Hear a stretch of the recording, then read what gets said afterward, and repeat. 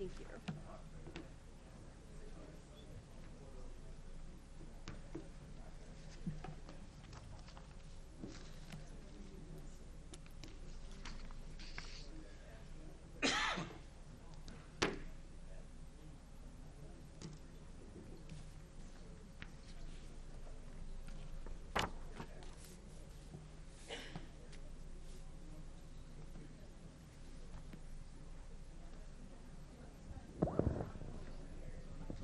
So folks, we're going to get started here in just a moment. Thank you for coming tonight. Everybody hear me all right? Okay.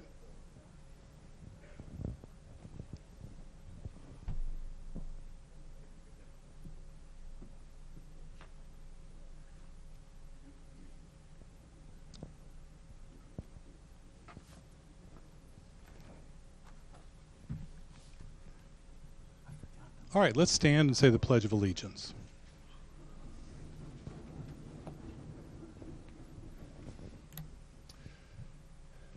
I pledge allegiance to the flag of the United States of America, and to the republic for which it stands, one nation, under God, indivisible, with liberty and justice for all.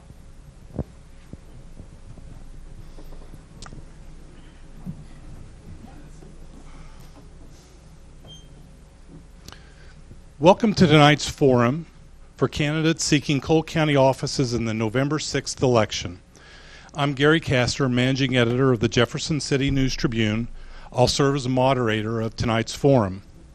I want to take this opportunity to thank the city for the use of these council chambers, as well as JCTV for taping and airing the forums.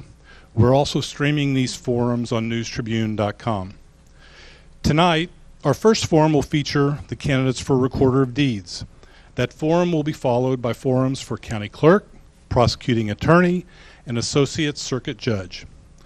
Prior to tonight, the candidates were advised the rules of the forum, which will include opening statements, general questions for the candidates, and then their closing statements. Candidates will be given a minute for their opening statement. As we begin the questioning rounds, the candidates will have 2 minutes to respond to each question. Seated next to me will be Rebecca Martin, News Tribune City Editor. She'll serve as the timekeeper tonight for the forum. None of these questions were shared with the candidates beforehand. During the course of the forum, I may ask a candidate a follow-up question in hopes of getting a clearer understanding of his or her stance. Some of these questions were from News Tribune staff. Some of these questions came from readers who submitted them. Now let me introduce the candidates for tonight's Recorder of Deeds forum.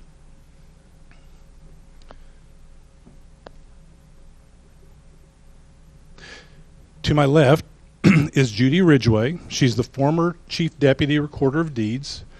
She defeated incumbent Ralph Bray in the August primary, and she's the Republican candidate for the seat. To my right is Ted Stewart. He is a longtime businessman. He's previously run as a candidate for mayor and city council. He's the Democratic candidate for the seat. The order for the opening and closing statements was determined before this forum by drawing lots. Each candidate will be given 1 minute for an opening statement, and we'll begin with Judy. Thank you, Gary. I certainly appreciate you having us here tonight and the rest of the News Tribune staff for all of the interviews. Jeff Haldeman has been really great and patient with scheduling. I am Judy Ridgway, and as Gary said, I am the Republican candidate for the office of Recorder of Deeds. I worked in the Recorder's office for 18 years. I've lived in Jefferson City for 35 years. I am married to my husband, Doug, who is here tonight, for 41 years. Together, we've raised 3 children and welcomed 2 grandchildren.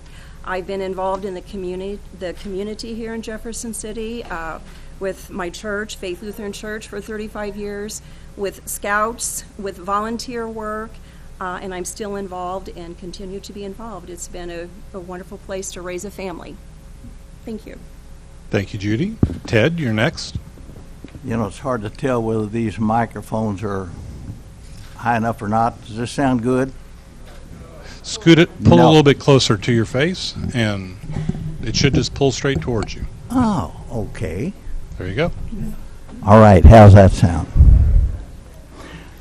Well, my name is, in fact, Ted Stewart. I went to high school here. Did not graduate with honors, but graduated. Big time on music and plays and that sort of thing. And of course, women had a little something to do with my behavior in high school. After high school, I did a season of summer stock in Branson, Missouri, back when it was just a little country town, and maybe 2 hotels there, or motels. And I bummed around for a year or so and joined the Marine Corps at 19, which was a shock to me. Took me about 5 seconds on Parris Island to realize that I had really done it this time. I finished the Marine Corps boot camp and got an invitation to go to Marine Academy. I turned it down and went back to my reserve unit in Kansas City, got married, went into business, been married for 56 years, got 2 kids, and I will answer questions later. Thank you very much. Thank you. All right, so let's begin our questions. We're going to start the first question with Ted. The duties and expectations of the Recorder of Deeds are not widely known to the public. How would you explain the responsibility of the Office of Recorder of Deeds, as well as your role in that office, to a voter? The Recorder of Deeds does not sit at the desk and record deeds all day long. He's in charge of the people that do that. He overlooks everything that they do. He is responsible for their good deeds and bad deeds, no pun intended. I cannot boast 18 years experience like my opponent, but my job for the last 40 years has been problem solving, running businesses, and making sure that my deeds were recorded properly and in a timely manner, and that the deeds on the property that I bought were in order. And I know a little bit about it, and the Recorder of Deeds is in charge of the deputies who do the work.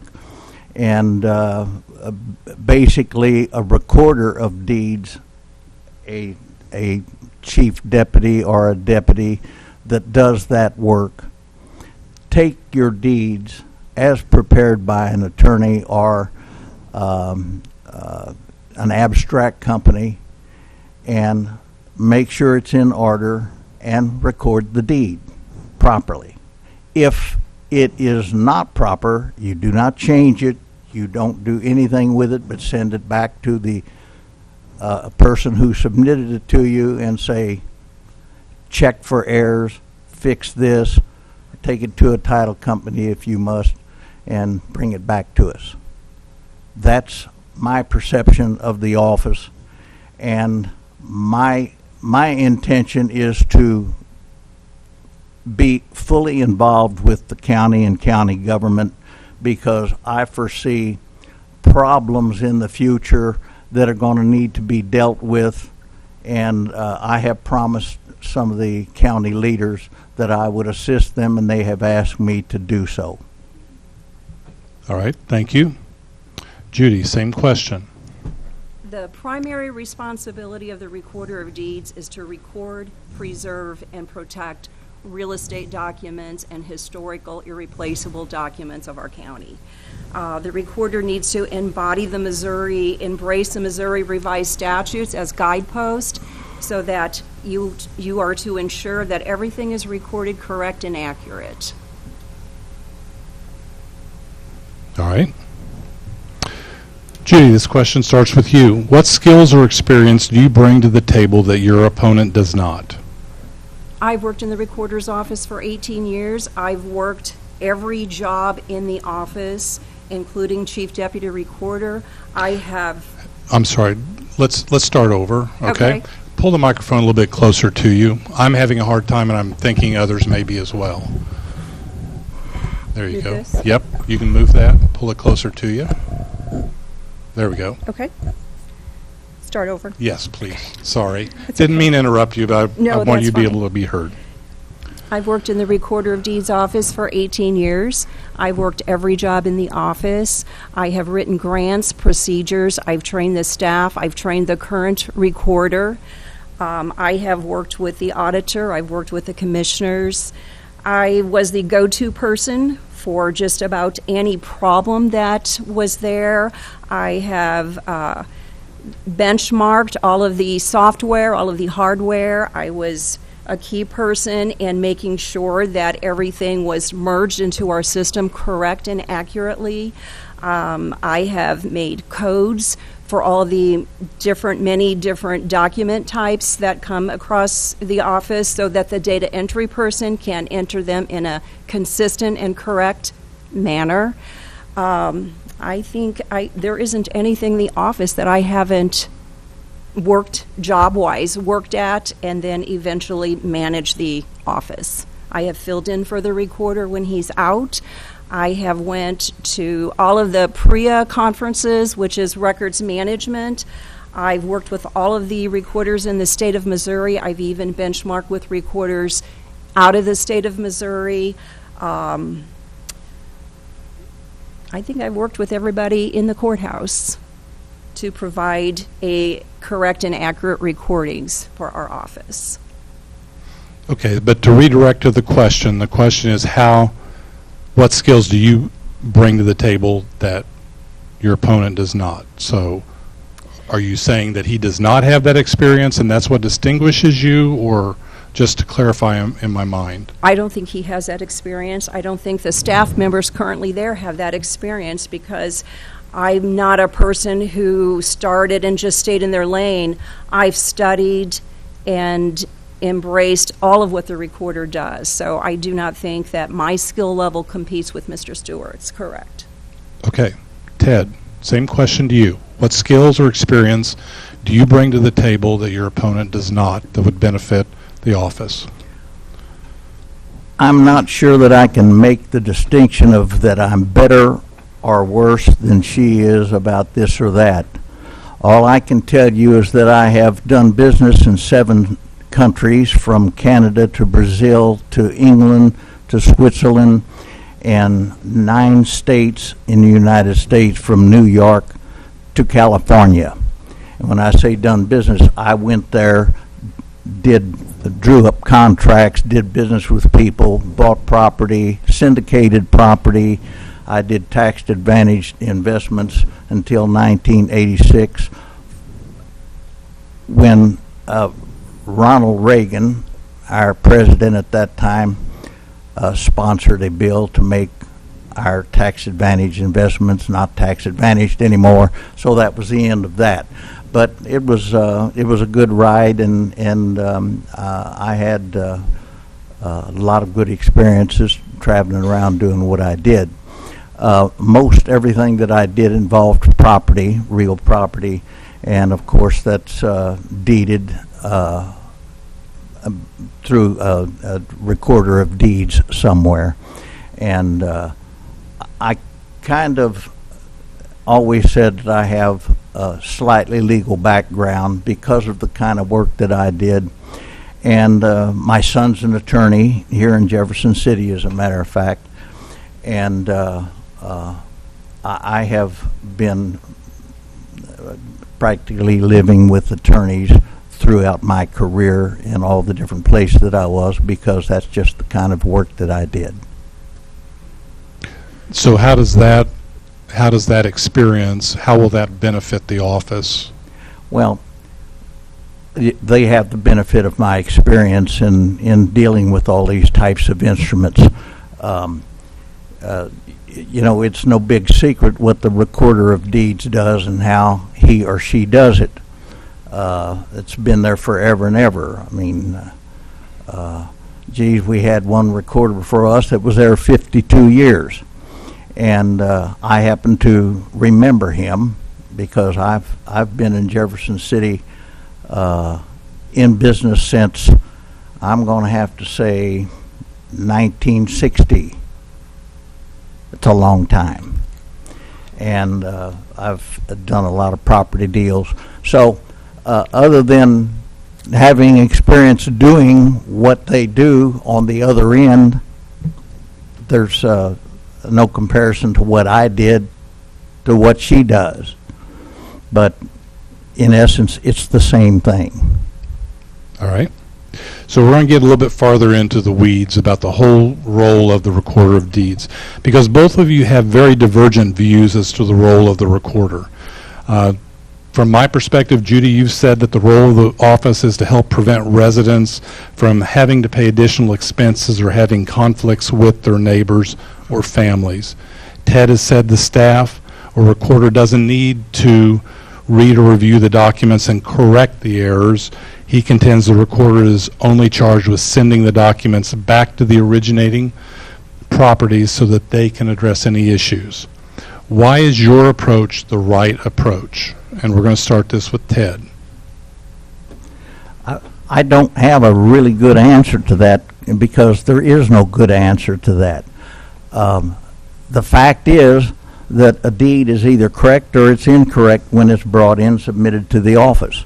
I guess if there's something that needs to be done, then the recorder of deeds or appointees need to know enough about deeds, whether it's correct or not. And, you know, it goes without saying that you figure that out pretty soon after you get there. Judy, I'm sure, didn't go to school to learn how to be a recorder of deeds or an assistant recorder of deeds before she got there. I mean, you learn it when you're in the offices, has all the recorder of deeds and their assistants and deputies have while they come to the office to work. So my answer is pretty simple. I don't know that there's anything complicated about learning how to do the deed work. Sure, it helps if you've done it, but at some point in time, everybody ever came into that office to work didn't know anything about recording deeds. At least I've got the experience of being on the other end of the recording of deeds, and it's no mystery to me. All right, thank you.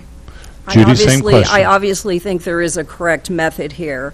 Mr. Stewart may have filed a lot of documents in his time, but he has been fortunate to have had the person sitting at the desk knowledgeable and trained, and they ensured that his documents were filed correctly, that, you know, you can file documents all day long. When I started the recorder's office, their filing system was so inadequate that you couldn't find the deeds. You couldn't find by legal description. You couldn't find it by owner.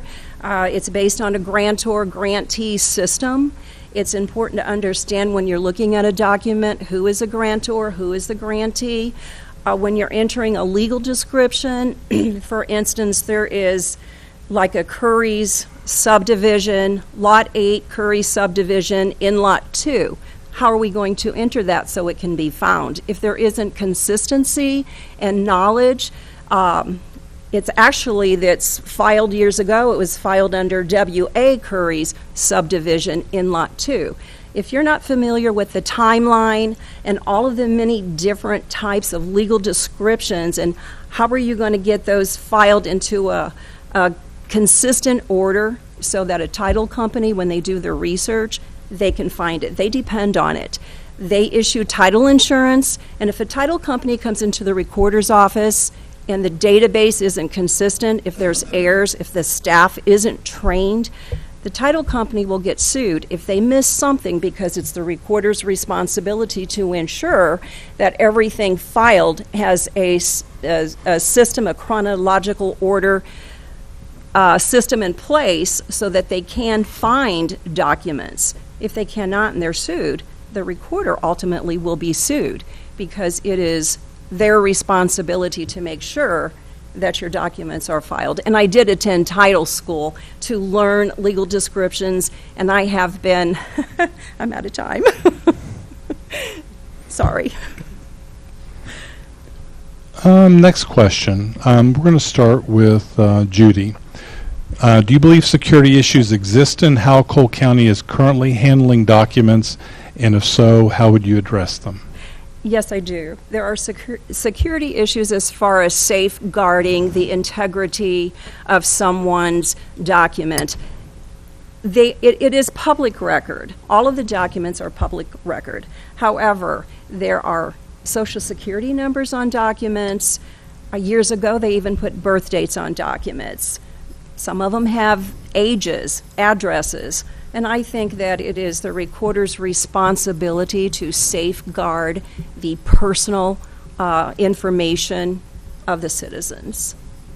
We can do that we can redact it before we scan it if it's on there. And there are documents out there that still have on birth dates and social security numbers. So do you believe security issues exist, per the question? And if so, how would you address them? Yes, they are issues with information, and they are issues with also online information, the data that's online. You have to understand how technology changes, your medium changes all the time to protect somebody from maybe getting into your system, crashing your system. You have to be aware of all of the IT. All right. Ted, same question. You know, the answer to that question,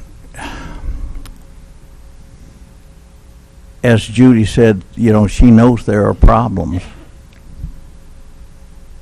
And how did the problems get there? If she's been there 18 years, why are there still problems? Is she not to correct those problems? Or she didn't know them until yesterday afternoon? I don't know. But sure, you always have to continually upgrade your computer system, your security system. I mean, hey, when I started in doing my business work with the recorder's office, we did it with abstracts that were that thick, and I mean, you page by page go all the way back down to a land grant from the government. And you had to follow that through, and attorneys had to go through and make sure there were no breaks in the line of ownership and divisions of the ownership in the property. And you know, there was a long process. An attorney's charging arm and a leg to go through that, because I mean, they don't do that anymore. And title companies handle all the title work. And you don't have attorneys charging you $200 an hour to go through a volume of documents that thick. It's different today. It's going to be different tomorrow. Our computer system up there, it has had several upgrades in the past few years, and there's more needed, as it will always be. You always have to stay on top of your computer system and your systems all together. So with that said, there's always going to be problems, and if there's not, why is there problems there now? If she's been there 18 years, it's not her fault. They're just there, and they have to be looked after, and I appreciate that. All right. Judy, I'll give you a chance to rebut. He says you were there during that time, the problems existed. Well, I don't think me being there is going to eliminate somebody hacking into the computer system. We do have an IT person that has been there as long as I've been there and longer, that keeps on track of our firewall. And the problems I'm talking about is staying on top of your IT, staying on top of your software system. So somebody, when we have people who pay $250 a month to use our service, so that we know who is using our service, so that there aren't any problems. We have been fortunate to not have any problems, but I'm just saying we have to stay on top of the technology, and then we have to also correct issues before they happen with our computer system. All right. All right, so next question, we're going to start with Ted. So if you're elected, you will be assuming a staff that currently is there. How would you assess the current staff? Is your plan to keep them, to expand it, contract it? What is your plan? You know, a staff is probably the most critical thing that you have in your office. And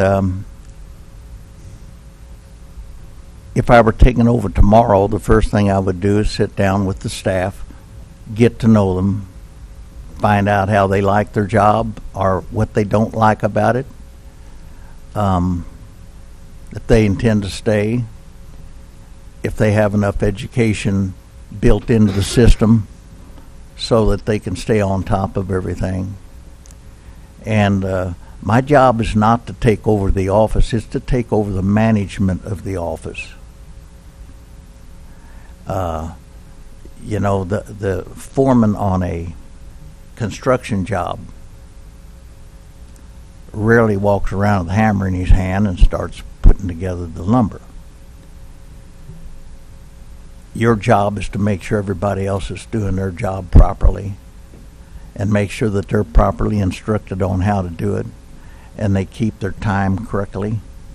And we just have to make sure that our staff is doing well, and I have no way of making an intelligent statement about it until I get into office and interview them and find out what's going on. At this point, I have not received any inkling that there's serious trouble in the office. And Judy's been there all that time. So, I mean, that speaks well for her. All right. Judy, same question. I think my job is to assure the function of the recorder's office in its entirety, from how the documents are entered to how the staff, how well they're trained, how it functions, the software, the hardware. The complaints that I've heard when I've been out campaigning since March is that in the last 3 to 4 months there has been a software update and then it doesn't function as well as it used to, and that there are a lot of errors in the database, which goes back to either the staff is overloaded or maybe there's someone not as trained as they should be. But I think the job overall is just to assure that the recorder's office functions in its entirety. All right. My last question to both of you, and this will start with Judy. So both of you will be elected, one of you will be an elected official. And you will manage a staff that is funded by the county commission. What do you perceive the relationship is between the Recorder of Deeds office and the county commission? I have sat in meetings for years with budgets. I have worked on the budget. I have submitted budgets. I work well with all 3 commissioners. I've worked well with the auditor. In fact, anytime there was a question or a problem, they would call me instead of the recorder because most of the time I knew the answer. So I feel like I have a good rapport. It is important for the recorder to have a good rapport with the county commissioners and with all of the elected officials. I've worked with the clerk's office. I think we have a good rapport. I don't think there is an office in the courthouse I haven't worked with. And I feel I have a good rapport with all of the elected officials. Ted, same question. I believe that working in the recorder's office has been acceptable. I don't know that I'd grade it excellent or poor. I'd have no way of knowing that. It's pretty simple, guys. You either record the deeds and get it done or you don't.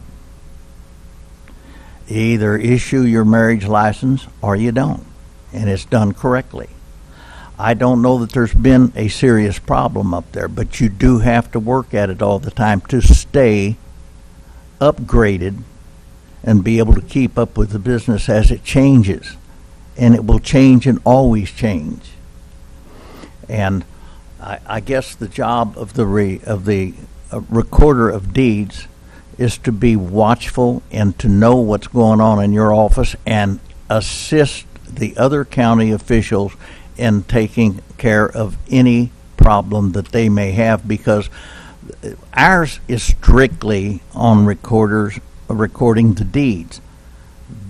Theirs is to take care of the safety and the welfare of the people who live in the county. And there are times when they run into problems trying to get certain things done and make everybody happy. You've got the Chamber of Commerce, you've got the city, you've got the citizens to worry about, and everybody has their own idea how to make the cup of coffee. And I get the feeling from some of the county officials that things haven't been easy for them, and there's some things not being done that should be done they need some help on. And I actually, in fact, have been asked to help if I'm successful in this race. All right. So let's go to our closing statements. We'll start with Judy, and you'll have 1 minute for your closing statement. Well, first I would like to say, I'd have to say to Mr. Stewart, if he thinks that it's simple, then he clearly does not understand the functions and the details and the intricacies in the recorder's office. And I've worked with all the county officials, and they count on me for advice, they count on me for a budget, and there hasn't been any problem in the 18 years. I've actually been told that the office ran a lot smoother when I was there. So I'm surprised that he thinks it's simple. If elected, he will find out how simple it isn't. But I just wanted to make that statement. I think for my closing, I would just have to say that it is the responsibility of the Recorder of Deeds to provide all citizens of Cole County with a recorder's office they can be confident in. I think that it's important that the recorder uses the Missouri Revised Statutes as a guidepost to ensure the accuracy of documents. I think it's important for the recorder to be able to function with all the elected officials, and I have done that. And I have 18 years' experience in all aspects of the recorder's office, and I feel I am going to be the more confident and, yeah. And I will provide the most effective job for the citizens of our county. Thank you. Thank you. Ted? Well, it's an interesting meeting. I have been asked, as she has, to tell you what the Office of the Recorder is all about, and what's easy about it and what's hard about it. And are there any problems or there aren't any problems? You know, it's hard for me to get away from what I originally told you. I am a problem solver. I am a huge problem solver. And I've done it for 55, 60 years, big time. My parents were school teachers. My brother's a school teacher. My two sisters are school teachers.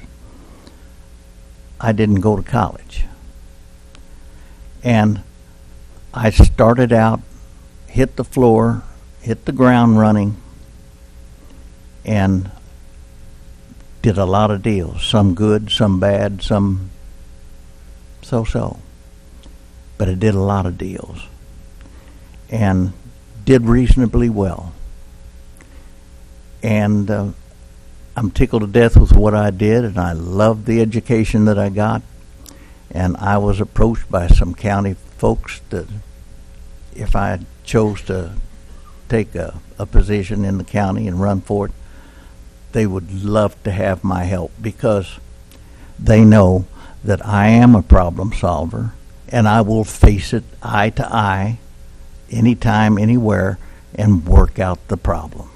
Okay, thank you, Ted. You're at your 1 minute mark there, so I'm gonna stop you there. All right. So we're gonna take a short break. We'll come back in about 5 minutes for the county clerk forum. I appreciate both of you for coming to this forum and answering these questions. And so at this time, we're going to take a short break. Thank you, Gary. Thank you.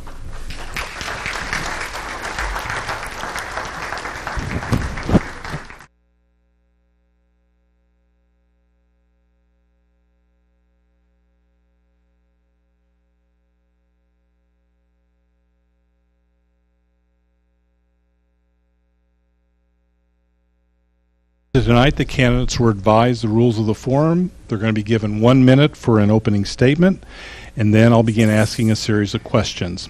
So let me go ahead and get right into it, and we'll introduce the candidates. To my left is Ann Merlecki.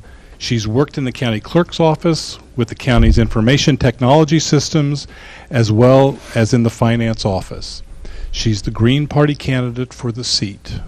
To my right is Steve Korsmeyer. He's the incumbent county clerk, having been elected in 2014. Previous to the election, he owned Blackwell's Garage in Jefferson City. He still farms on land outside St. Thomas, and he's the Republican candidate for the seat. The opening for the order for the opening and closing statements was determined before the forum by drawing lots, and will start. Each candidate will be given 1 minute for an opening statement. So let's begin. Thank you. Hi, I'm Ann Merkley. I'm a lifelong resident of Cole County. I've been married to my husband about... There you go. Pull it close to your Sorry. face. It's all good. We just want to hear what you have to say. So, lifelong resident of Cole County. I've been married to my husband for 34 years. I worked at Schulte's IGA in Central Dairy before going to work in the county clerk's office in 1981, where I did voter registration, elections, notaries, and liquor license, and also helped out in the finance department. In 1986, I was asked to go move up to the IT department, where I was the computer operator and did all the printing for the county. Worked with all the departments. In 2011, I was asked to move back to the county clerk's office, where I did voter registration, elections, and oh my gosh. Oh my gosh. Anyway, until 2014, and I worked in the clerk's office, and then I got what I call 80 and out, and anyway, I got to spend a lot more time with my mother, and I now work for the circuit clerk's office, part-time. all right. Thank you. Steve. My name is Steve Korsmeyer. I worked at Blackwell's Garage for 33 years. I had some longtime mechanics that were with me for several years, and they decided that they were going to retire. So I decided that I would also retire from that and seek office as a county clerk. So I was elected 4 years ago. I've been married to my wife, Leanne, for 36 years. We have 3 children. I had to get that right, so we have 3 children. We have 7 grandchildren now. My daughter had birth to twin baby girls today, so it's a great day for us.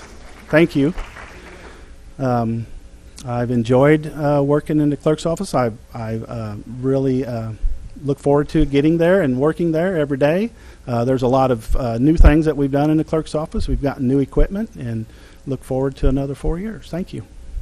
All right. Thank you. So let's jump into questions. Again, you'll have 2 minutes for your responses.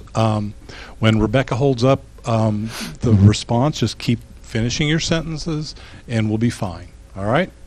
Okay. So first question, we'll start with Steve. How do you believe your background or experience better qualifies you for this position? Well, I think the county clerk's office is a lot of public relations, and I think that my background as in the service business at Blackwell's Garage kind of prepared me to work with the general public. Voter registration is very important, and getting the elections, the integrity of elections is very important. And I was very honest and had a reliable business and had a lot of return customers that trusted me. And the office is we get very, very busy sometimes, and The elections are very important.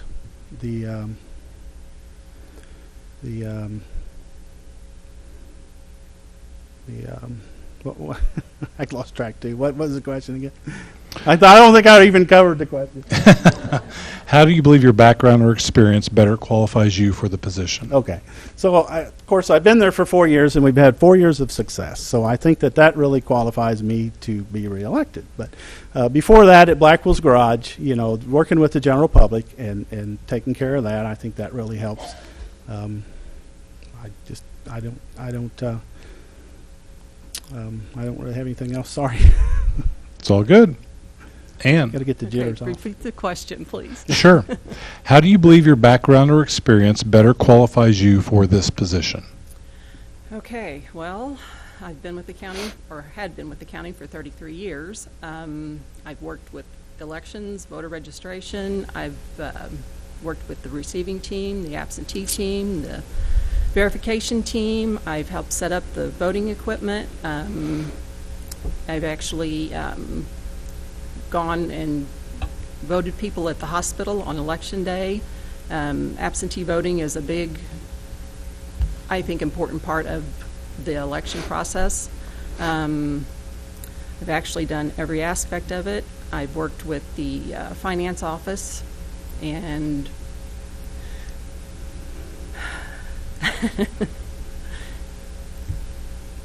Okay. One clarification. So you said 33 years, but that was among different, that was Right. not all in the county clerk's office, Right. correct? yes. Okay, all right. All right, so Ann, we'll start this question with you. What steps or procedures could the county clerk pursue to simplify or make voting more simple? I think the no excuse absentee voting would be very beneficial to the county. I know some people live far away from their polling location, so making it easier for people to be able to get to the polls and vote. And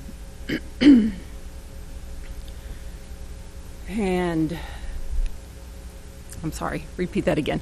Sure. What steps or procedures could the county clerk pursue to simplify or make voting simpler? The no excuse absentee voting, I think, is the most important. Okay. And the centralized voting, I guess, would be important too. All right. Steve, same question. What I'm going to try to initiate in the future is a centralized voting location. It's a place where anybody could come to vote. If you live out of town, you come to Jeff City to work. If you want to vote on your lunch hour, instead of having to run back 10, 15 miles back to your hometown, you could just simply go to that voting center and vote. So there's some logistical problems there that we have to work out and have to decide whether it's financially feasible, because it is expensive. Some years, in your odd years when you only have one April election, it's hard to spread that cost out. In presidential election years, when you have 4 elections, it's easier to justify the cost of that. So that's something we're looking at. To get more people to turn out, you have to make voting convenient. So if the legislatures would pass the no excuse absentee, I think that would kind of help a little bit for people coming in, give them an opportunity to vote without having to fib about it. So that's probably all I have to say about it. Okay. So we're going to dig a little bit deeper into this idea of the central voting center. The idea behind it, I think you both expressed, would be that it would be more convenient for voters if there was a centralized location where if you lived in Taos, instead of going home for lunch, you could vote at the voting center. So what are some of the obstacles that you see to that happening? Where do you think it should be within the city? And what are the expenses that you mentioned that would have to be considered? So we're going to start with Steve. So we've kind of looked into it, and by law, I think you're allowed to have 5 voting centers. And the logistical problems are the cost. So your computers have to be, we have new poll pads, and they all have to be linked. So you can't have somebody going at a voting center to vote and then driving back to, say, their hometown and voting again. So you have to be able to, all the computers have to be linked together, and they all have to communicate so that they know when one's voted somewhere, they can't vote in the second place again. So that's one problem. The second problem is the communication between the computers themselves. They have to be hooked to Wi-Fi somehow. So when you do that, well, then you have security issues. So you don't want to have security issues with your poll pads. You don't want anybody hacking into those. So right now, they're not hooked to any Wi-Fi anywhere at all. So we have to try to come up with our own hotspots. That's the expensive part. The licensing for it, we have to buy it from our supplier, and it's about $5,000, so it's very expensive. That's a yearly license, so we have to justify that amount. And if you have to have 28 hotspots, there's another cost. And when you have 4 elections, you can distribute that cost. When you have 1 election, it's hard to justify the cost in all that. We used to have cell phones and that we used for the elections, and the price went up where they wanted to start charging us monthly instead of for election. So we had to get rid of those. So that's an issue that we'll have to resolve, because that's my plan, is to try to use cell phones for hotspots if we can. It's probably more economical, but that's just some obstacles we'll have to go try to overcome. All right. Ann, same question. Please repeat it. Sure. So both of you talked about the idea of a voting center as a convenience for voters. What do you see are the obstacles to making that happen? Where might it be? Give me some more details as to what your vision is for this voting center and what might prevent it from happening. I'm not real sure where it would be.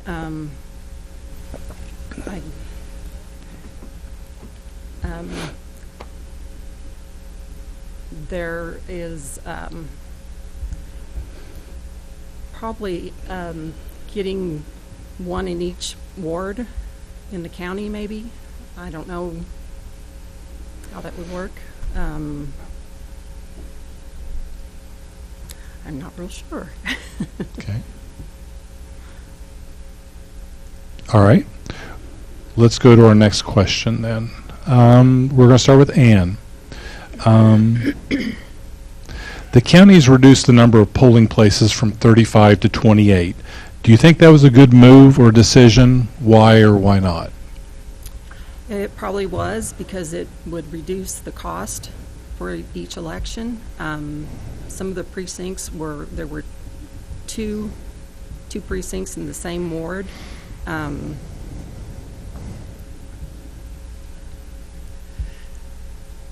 sorry, repeat the question again. Sure. The county has reduced the number of polling places from 35 to 28. Was that a good move or decision? Why or why not? Yes, cost effective, I believe it was. Okay. Steve, same question. When I came into office, there were 35 locations, and my main goal was to get new equipment. So it was very expensive. So in order to get that established, I reduced some of the polling places, less equipment, so it was more affordable for us to buy new equipment. Some, like Ann said, some polling locations had 2 precincts within it. So I thought that was, there was always confusion. When people would go into McClung Park, for instance, there was 2 polling locations in there. And people they were always confused about which line they needed to be in, so they always had to have somebody at the door to direct them. So I thought that was just too confusing. Why not just put them together and have 1 polling location? Because they're already, they're already having the volume of people come in there. So it was kind of silly to have 2 there when they were already handling the volume of people. So it was pretty cost saving as far as equipment goes, and it was cost saving as far as election judges go, because you have less judges. Especially in an April election, when you have kind of a slower turnout. The turnout isn't as great. So it was really cost effective to change it, and it was really a lot of cost savings. So. Okay, so a follow-up question to that comes to me is whenever we reduce polling places or change polling places, it really disrupts a voting block that it's hard to get them out to come to vote in the first place. So what considerations should you take before you make changes to where you change someone's voting place? So we're going to start that one with Steve. So it's very complicated to change a polling place because you have to notify everybody involved. So you really have to do your research and think about what you're going to change. So, of course, the schools, when I came in, we were in Morro Heights, and we had been asked to get out of it several times for security issues. So that was one of the first ones I moved. We moved them to American Legion, sent letters out, notified everybody. Of course, it's pretty congested at Morro Heights, so most people were happy. We did get a few complaints from some people. Well, you're always going to get a few. But other than that, I mean, everything else has worked out well. All right. Ann, same question. I'm sorry, repeat that, please. Sure. So whenever you if you are elected and you're making decisions as far as what polling places to close or move, it can be very disruptive to a voting audience that it's hard to get them to the polls in the first place. What considerations, how would you go about making those decisions? You would definitely need to notify the voters. It does disrupt the voters. I don't know that I would make any less precincts. I'm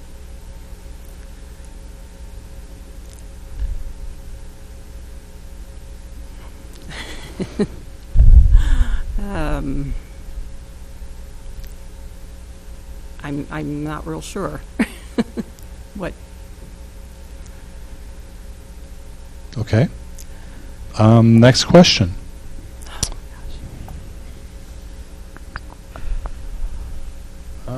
So I lost my place here. So It's pretty nerve-wracking. Oh, so. it is. it's very it's not as easy as it looks up here, No, is it, guys? no. Okay, so who did I ask the last question? I'll take it. I don't know, but I'll. You started, yeah. So I think we're going to start with Ann on this one. So, more than 3,900 August voters came to the polls with no government-issued photo ID. What issues and benefits do you believe there are with voter photo ID?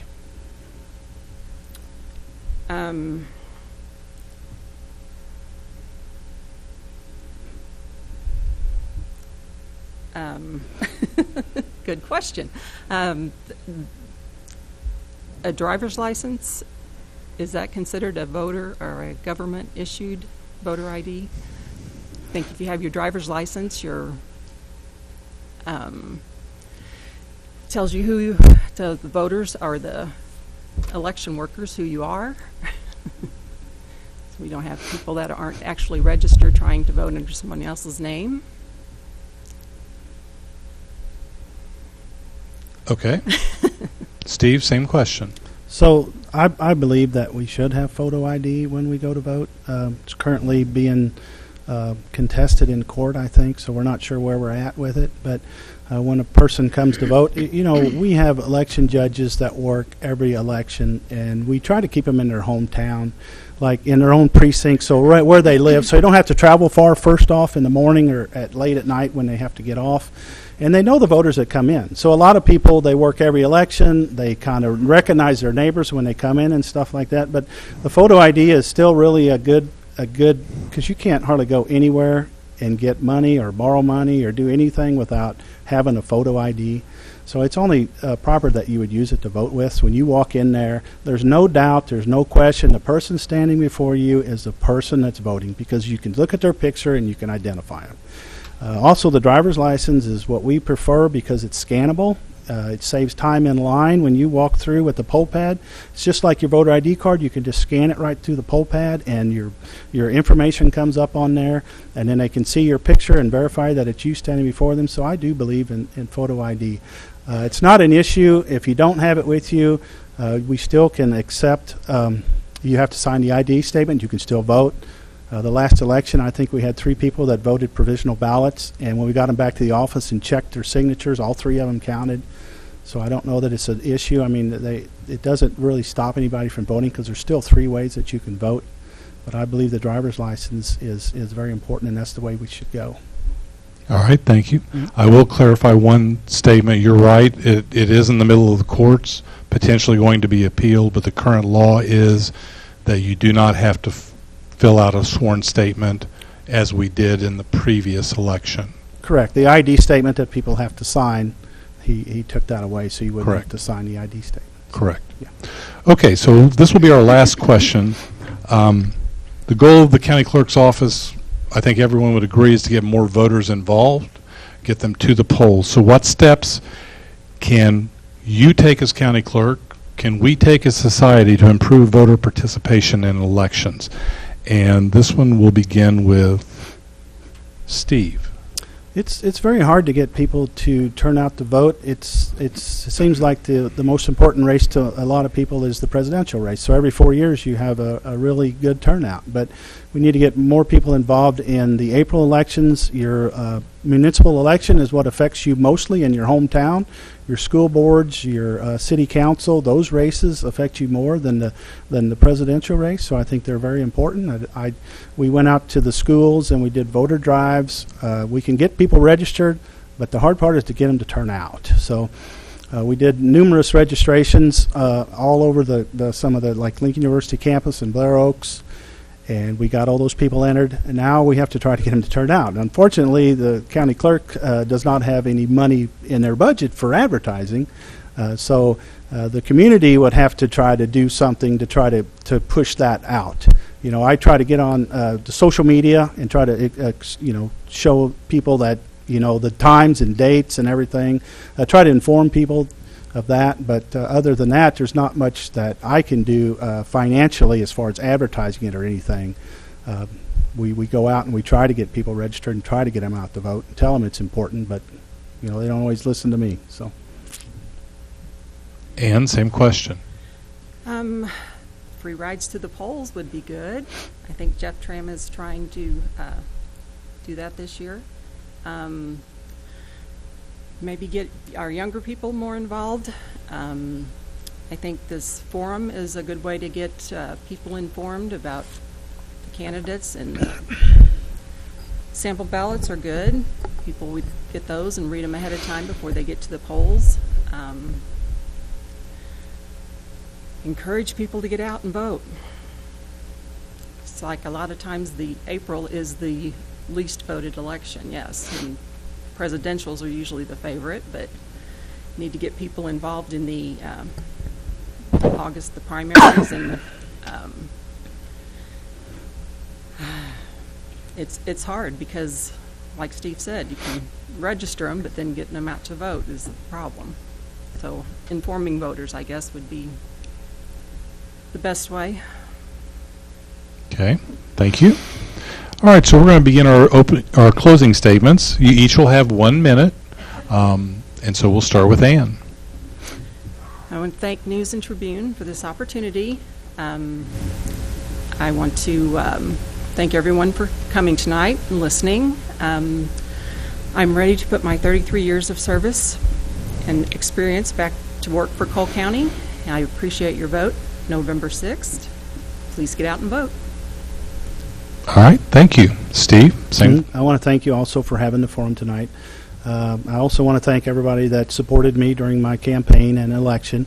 It's been a great 4 years. It was sad for us when we had to close Blackwell's Garage. They'd been in business in Jeff City for 90 years. All my wife's family were involved in it, and it was a sad day. But I'm grateful that I was elected, and I've really enjoyed it. It's really a great job, and I appreciate all the support that everybody's given me. I have an excellent staff. I get compliments on them every day. People call or come in and say, "Oh, they were treated very nice and they were very knowledgeable." So, all my election judges, they're great people. They really work hard. They have minimal pay, and it's a long day for them. So we appreciate all of them. Please vote for me. I really do enjoy it. Thank you. All right. Well, we appreciate you coming here, answering questions. We recognize it's probably not the most comfortable format. It's a rough start. But we do appreciate your willingness to try to explain what you would do as county clerk. So at this point, we're going to take a 5-minute break so we can get ready for our prosecuting attorneys forum. Thank you. And thank you very much.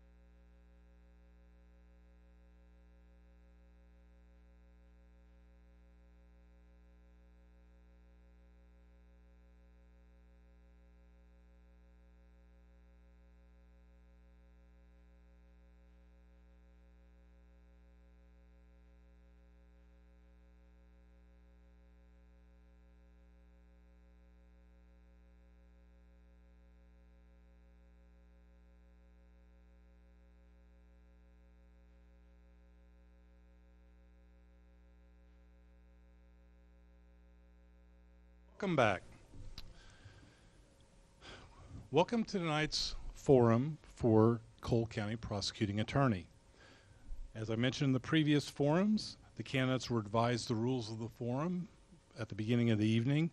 They'll be given 1 minute for an opening statement, and then I'll be asking a series of questions. So let me introduce the candidates for tonight's forum.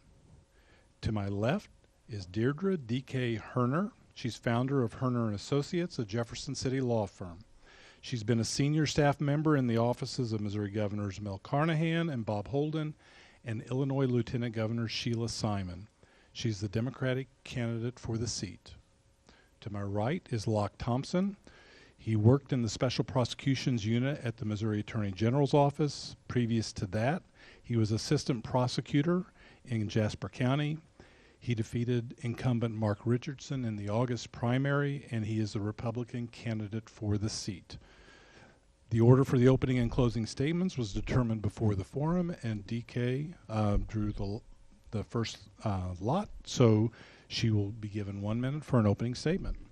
Thank you very much. First question, can everybody hear me, or am I too loud? Okay, thank you very much.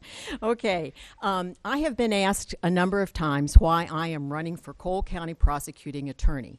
And when asked that question, I have answered, I'm doing that to apply the law fairly and to keep our community safe. So I am determined to go after violent criminals and drug traffickers. But at the same time, I am most interested in looking at alternatives to incarceration. Alternatives like our treatment courts, the ones that we have established here in Cole County, for juveniles and for veterans, and for those who suffer from addiction and mental illness. And I am committed to being nonpartisan when it comes to prosecuting those who violate or those accused of public corruption. And as a point of personal privilege, I'd like to introduce my husband, Captain Chuck Geiger, U.S. Navy retired, who served on aircraft carriers for 30 years, primarily flying jet fighters. And he knows, as I, about putting service above self. Thank you. Locke? Thank you. Good evening, everyone. I'm Locke Thompson. I am, as Gary said, the Republican candidate for Cole County Prosecutor. I grew up here in Jeff City, graduated from Helias High School, went on to Mizzou for undergrad and for law school, and as Gary said, worked in the Jasper County Prosecutor's Office, where I actually ran their treatment court dockets. I was in charge of the mental health court and of their veterans court programs, and then went on to the Attorney General's office in the Special Prosecutions Unit, where I handled sexually violent predators, public corruption crimes, and a lot of crimes against children. So what I'm really looking forward to here in Cole County is to bring that experience I've gained home to the community where I grew up and to help make Cole County a safer place for us all to be. All right, thank you. So let's get started with the questions. We're going to start with Locke.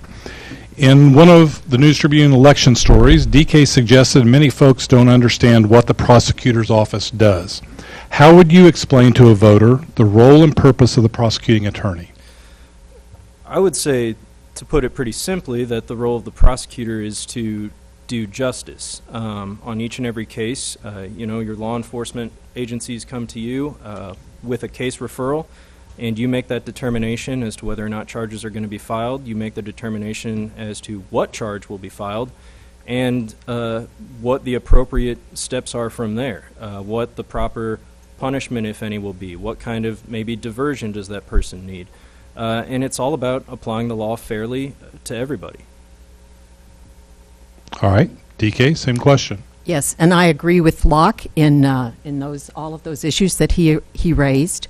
But the one thing that I think many people don't realize is that the Cole County Prosecutor's Office has a very unique role and responsibility in terms of fighting public corruption. So not only in terms of dealing with public corruption, public officials who are located in Cole County, but those who are in statewide office. Those are referred to the Cole County prosecutor, as are ethics violations. And I think it's important to add that statewide perspective as well as the local perspective to the office of the prosecutor. All right. Next question, we'll start with DK. Reader Stephanie Clark asks this question. Neither of you have extensive courtroom experience as a prosecutor. How many criminal cases have you prosecuted in the past, and should that be a concern for Cole County voters? Why or why not?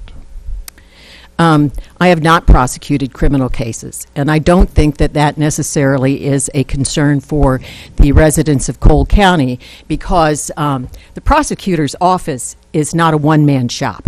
It's a prosecutor's office, and there are 22 persons who are employed in that office, and based on my experience, my managerial experience over some 40 years, I think that you can work with the people who work in the office to determine who is best suited to prosecute the crime in the courtroom. All right, Locke, same question. Well, I would dispute that. I mean, I worked in Jasper County, where I surely saw over 1,000 criminal cases in court during my time there. Worked at the Attorney General's office, where I was going to court constantly, prosecuting cases. So I wouldn't say that I don't have a lot of courtroom experience. Certainly I'm younger, I'll admit that, but that's what I've been doing for my entire career to this point, and it's something I plan to continue doing for quite some time. As to the point that it's not a one-man shop, that's accurate.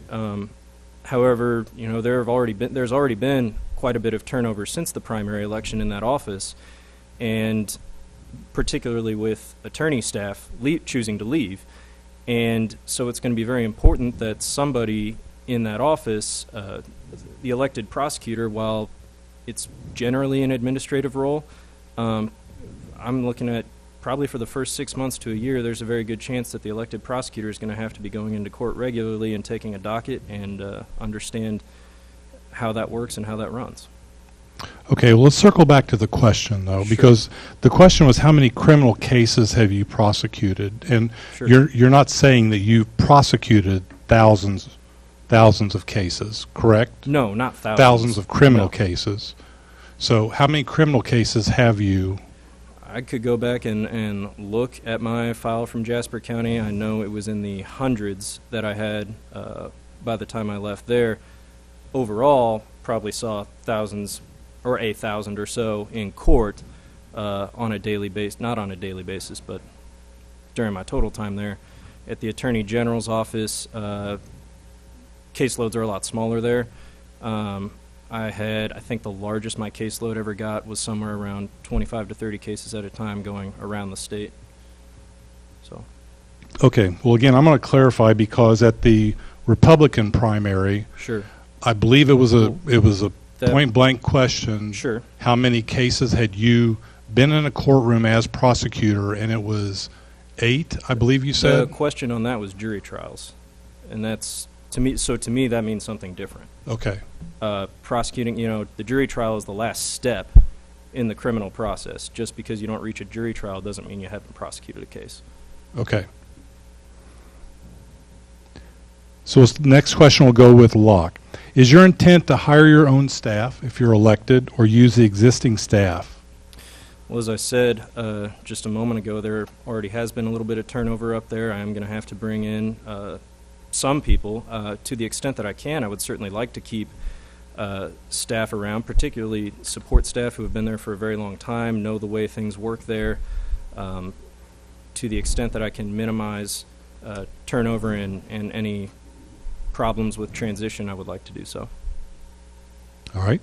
DK? So I would say that I am uncertain about turnover in the existing prosecutor's office because I am not personally privy to that information. So if people are saying that there is turnover in the office, I would say that's little more than hearsay. But my approach to working with people in an office, in an existing office, is I sit down with each one of the individuals. I learn their strengths, what strengths they bring to the office to make the office successful, to take the burden of questioning off the person and put it onto the office. I think there is value to institutional knowledge.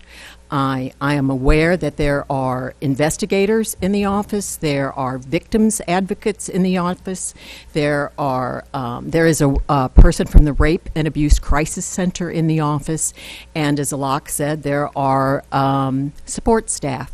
And so I think it would be very wise to have it during the transition period. And in my experience, you have a transition period between the date of the election and the date the public official takes office. And so I think that would be the time to interview the people and to look at people's various strengths and to ask them how they feel about working in the current prosecutor's office, the one that's coming up. All right, thank you. DK, this next question will begin with you. Reader Sue Gibson asks, recognizing that the prosecuting attorney's office runs as a team effort, how would you propose to rely on staff, both current and new hires? Okay, as I like to say again, I have maybe 25, 30 years of managerial experience working with staffs, some of whom I had to hire. So in the Lieutenant Governor's office that you talked about earlier, I went from a staff of 0 to 30 to address the programs within 1 month's time. That was between Inauguration Day and December 1st. And I matched the skill level of the people that I hired, all of whom were new hires. But I hired them as a team with the Lieutenant Governor, interviewing all of the folks. And so from that perspective, I think I have the experience of dealing with brand new staff coming in as well as working with current staff, because when I went to, I was Drury University's Vice President for Alumni and Development. There were approximately 30 people in that office, all of whom had worked there for maybe 20 years. And I worked with the existing staff so that we together identified, again, what we needed to do to be successful as an office. And then we went through and rewrote job descriptions matching people's skill levels to what work we needed to accomplish. All right, Locke, same question. Yeah,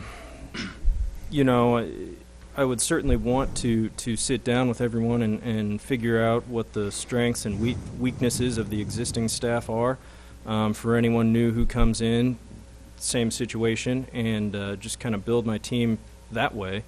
And I know at the Attorney General's office, attorneys were constantly bouncing ideas off of each other on certain cases, certain issues that would arise in cases, and that's kind of how I've always operated with my coworkers, is just talking things out and figuring out best strategy, things like that. And as far as how I want them to operate, I guess I have to get in there and see how they currently operate and see exactly what it is I would want to change about that, if anything.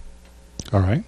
So a follow-up question to both of you. The previous two forums sort of discussed this idea, whether you as an elected official are the manager of that department or if you're an active leader in that part, boots on the ground. Okay? So in that regards, if you're elected prosecuting attorney, do you perceive yourself that you will be the face in the courtroom representing Cole County, or will it be more likely your staff members doing it? And what would determine that? Locke, we'll start with you. Sure. Well, the caseload is a pretty big determining factor there, and there's just no way for one attorney to handle every single case on every single day in Cole County. So it would be a number of faces in the courtroom, certainly. And I'm sure that I'll be in there at some point. I'm sure that others will be in there at other times. To me, certainly there will be administrative duties that go along with being the elected prosecutor. I don't anticipate that I'll have personally hundreds of open cases like I did in Jasper County as a boots on the ground, as you said, assistant, but certainly want to stay involved and continue working cases with the team. DK? Yes, sir. And at some point, I would see myself taking an active role in the courtroom, but based on how I've operated over the years, not until I had done my homework and until I was certain I was thoroughly prepared to present the evidence that was necessary to reach a conviction or to have the court find that is a criminal offense. So part one, yeah, at some point, yes, I do see myself in certain instances after I've done my homework. Part two is, do I see myself as an administrator? I've been a successful administrator for many, many years, managing staffs of 30 to 50 people, identifying goals, objectives, actions, and tactics to make the office successful as a team, not doing a top-down, I'm going to feed it to you through your throat and you're going to buy into this, but we work together as a team to identify those things that will make the office successful. And the other thing I think that's important as an administrator is that you have a budget. Now, I have operated budgets of millions of dollars and allocated the resources out of those millions of dollars that were available for the office in order to make the best use of the resource and match it to the task to be accomplished. And having done so, managed and worked with folks in the office in order to reduce the amount of public dollars that we had to use in order to do our job effectively. But it was by being a creative manager of the staff resources I had and working with folks to get the budget right. All right.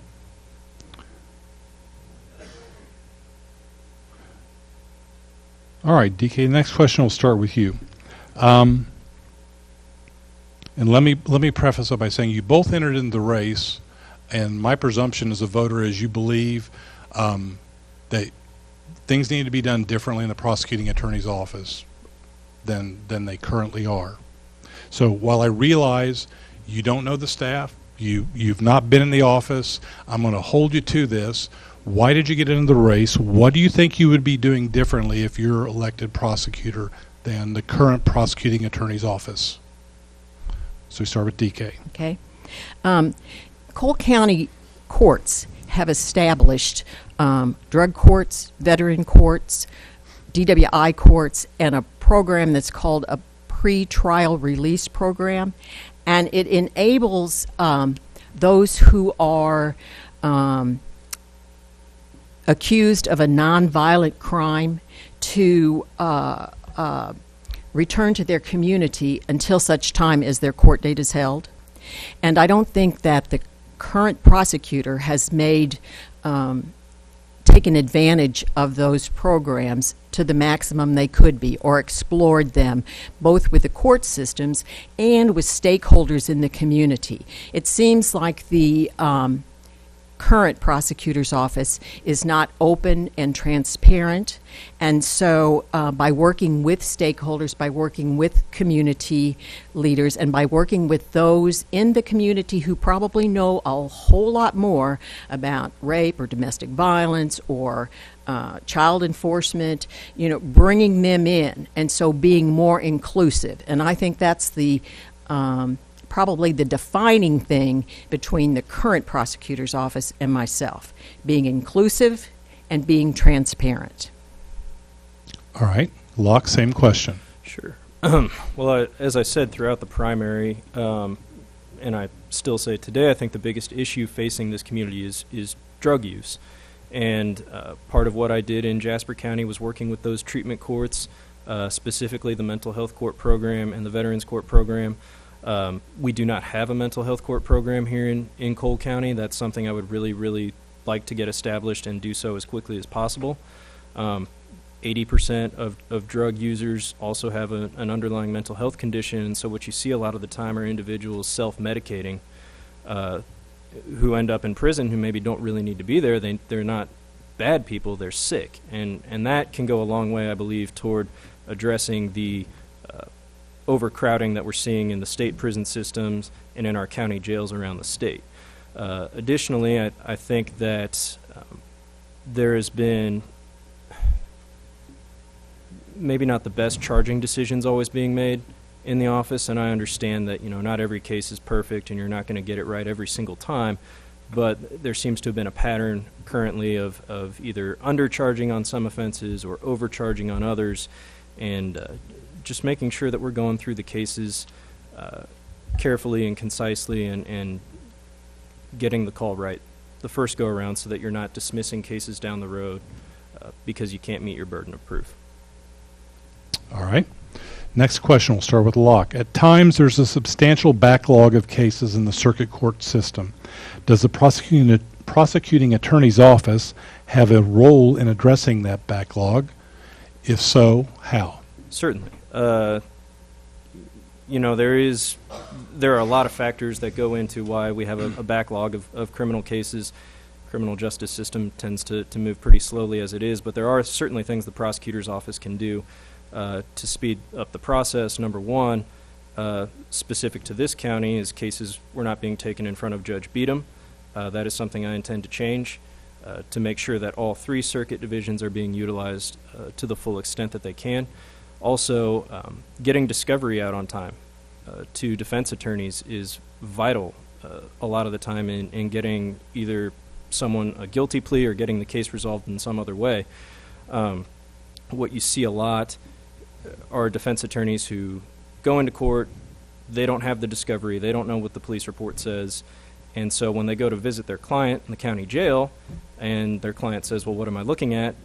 Defense attorney can't really tell them, and it might be weeks or months down the road before you ever really get that discovery. And so getting that discovery, and by discovery I mean all the evidence that you as the prosecutor possess, getting that to the defense in a timely fashion, it only helps speed up the process and helps both sides. DK, same question. Mm-hmm. And I would agree that it is very important for the prosecutor's office to get all of the discovery information to the defenders early. I think that will help the backlog. I think it will help the backlog if we support the public defender's system as well, because if I'm a prosecutor, I can't do my job if the public defender can't do his or her job. And so, to have established that kind of working relationship, I agree, as Locke said as well, that the cases were not being heard by Judge Beadham. Only 2 of the judges in Cole County Circuit Court were involved in cases coming down from the prosecutor.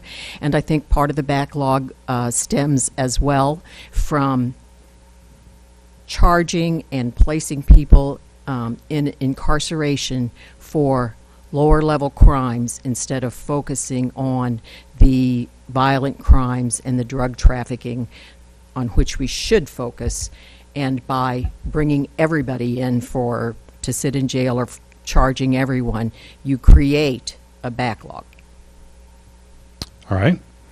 Next question will begin with DK. What is the biggest criminal problem you perceive as facing Cole County, and what can you do as a prosecuting attorney to address the problem?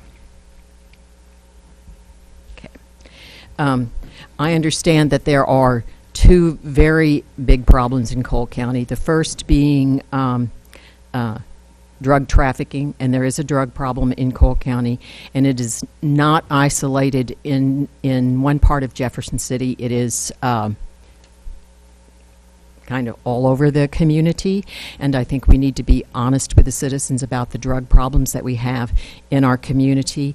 The second problem that I have been made aware of is domestic violence, and I read it in your paper this morning in the police reports. There was a domestic violence call that went to the sheriffs on, I think it was Monday, and then the same address, it was a domestic violence call made to the Jefferson City Police the following day. And so we are not paying sufficient attention to instances of domestic violence in our community. And I think that, again, bringing in people who are experts in that field, we can work with survivors of domestic violence and try to properly prosecute those crimes, and not see that the sheriff and the police are dealing with the same issue one day right after the other. Same address, same perpetrator. All right. Locke, same question. Sure. As I said earlier, I think drugs are the biggest issue we currently face locally and probably nationwide, especially with the opioid epidemic going on right now. And again, part of my plan for that is to properly utilize treatment courts, get that mental health program started, and at the same time, you have to crack down on the dealers, on the violent crime that often comes along with related to drug dealing, trafficking, things like that. As far as domestic violence, I agree that that's a huge issue. It's a huge issue everywhere. We certainly had a lot of it in Jasper County and certainly saw a lot of it around the state in my time at the AG's office. And they're very tricky cases. They can often be difficult cases because you end up in a situation where the victim is scared to pursue, and rightly so often if they keep going back to the perpetrator.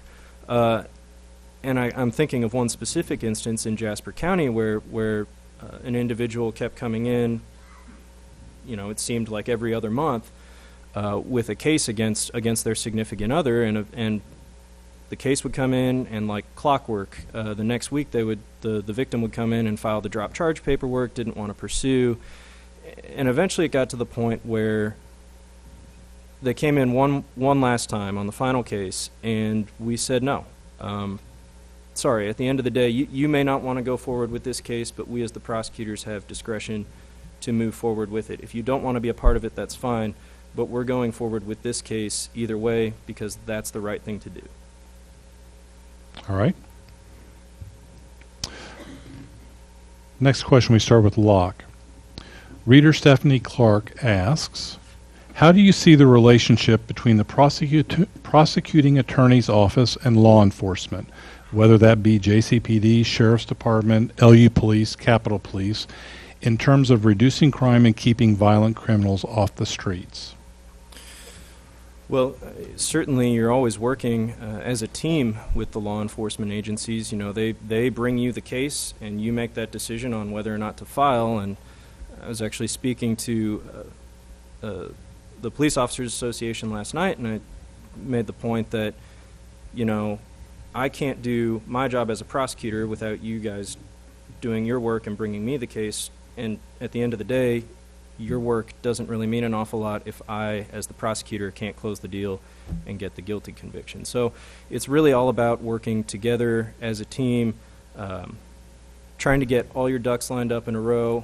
As far as the evidence goes, that's especially where the officers and law enforcement agencies are vital to your case, and then you as the prosecutor, you have to make that determination on what's appropriate and what's not as far as what sentence.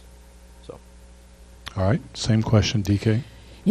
I think that the prosecutor has a duty to work with law enforcement, but when it comes to trying violent criminals or, trying to reduce the amount of crime, that there has to be, it's a two-way street between the prosecutor's office and law enforcement. And so the law enforcement officials need to be, I guess for lack of a better word, educated on the amount and type of evidence that a prosecutor has to have to pursue a case successfully in a court of law. And so I think it is incumbent on the prosecutor to provide sort of a training program or materials to the law enforcement officials that said, we're in this together, but if you want me to do this, you have to help me do it, and this is what we need to prove up the case. And I think we do that in such a way so that they're fully informed, but law enforcement is informed without the prosecutor trying to take away law enforcement's discretion, because they too have discretion too when it comes to making an arrest. All right. Next question, we'll start with DK. Both of you have expressed support for alternative courts. What's working in the current system and what isn't, and what do you believe we should be doing to improve or expand these courts?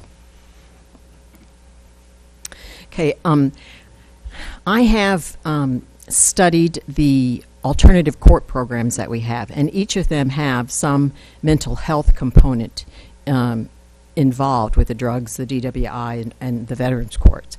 But I think that we need to take better advantage of the screening system and the screening system for enrolling persons in those various treatment court programs. But we also have to, as the prosecutor, have a willingness to refer people to those programs.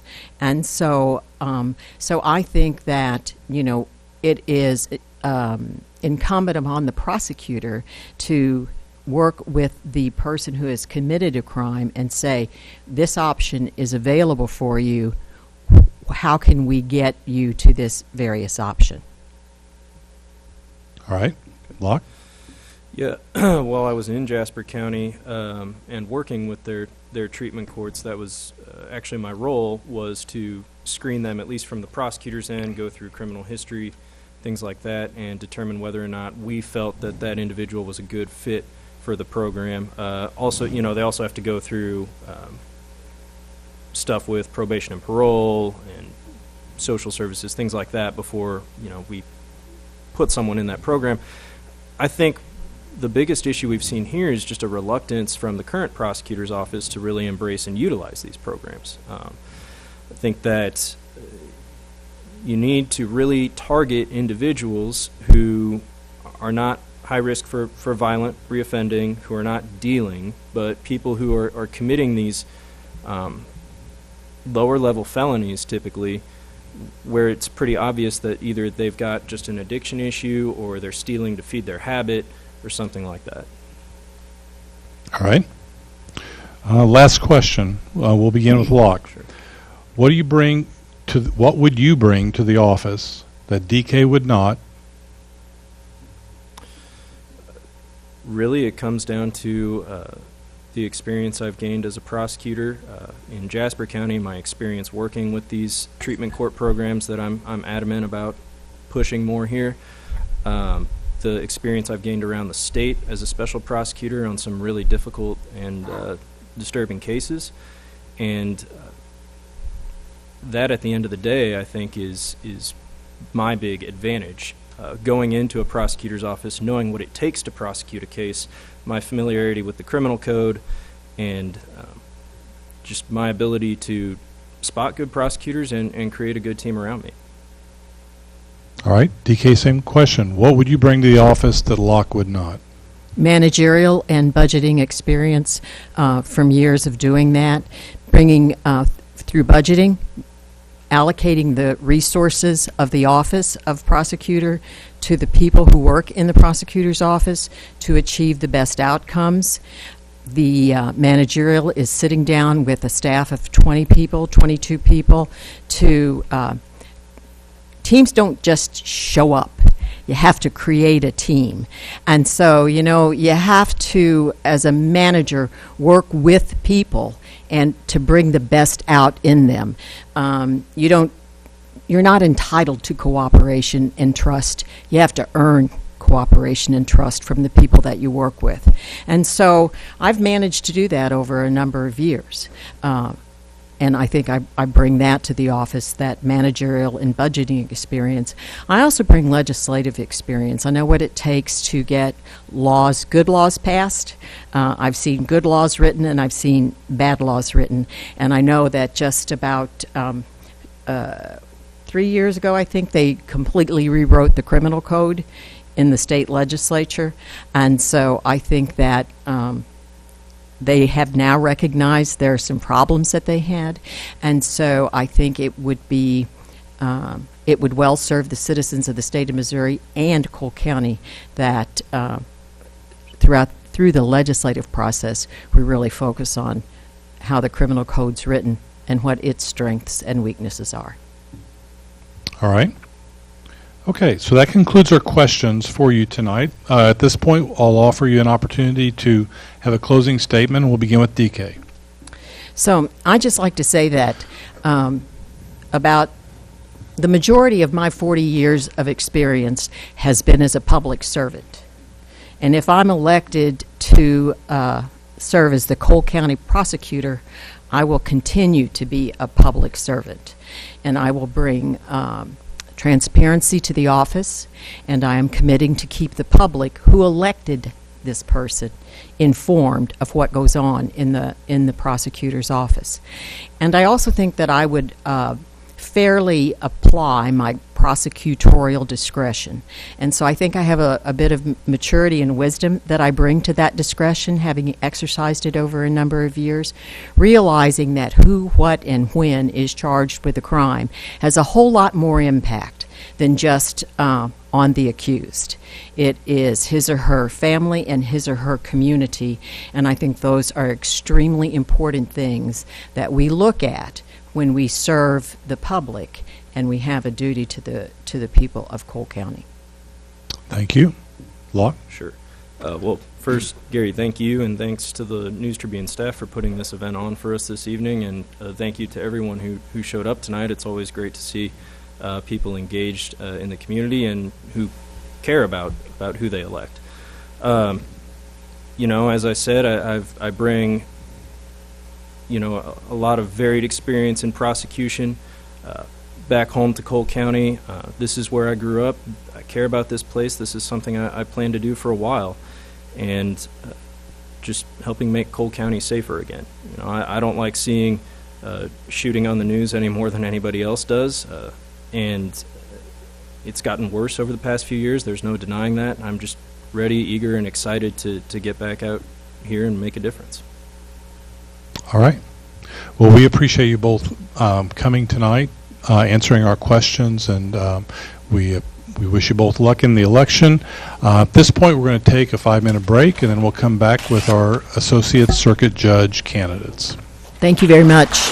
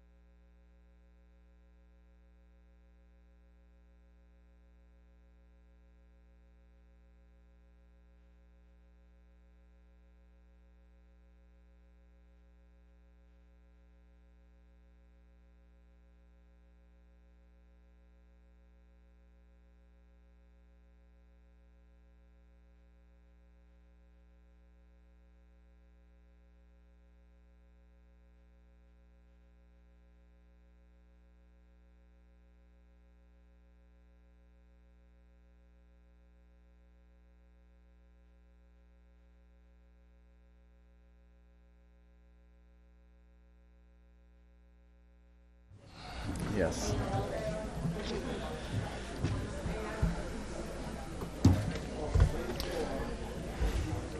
All right, so we're going to get started again.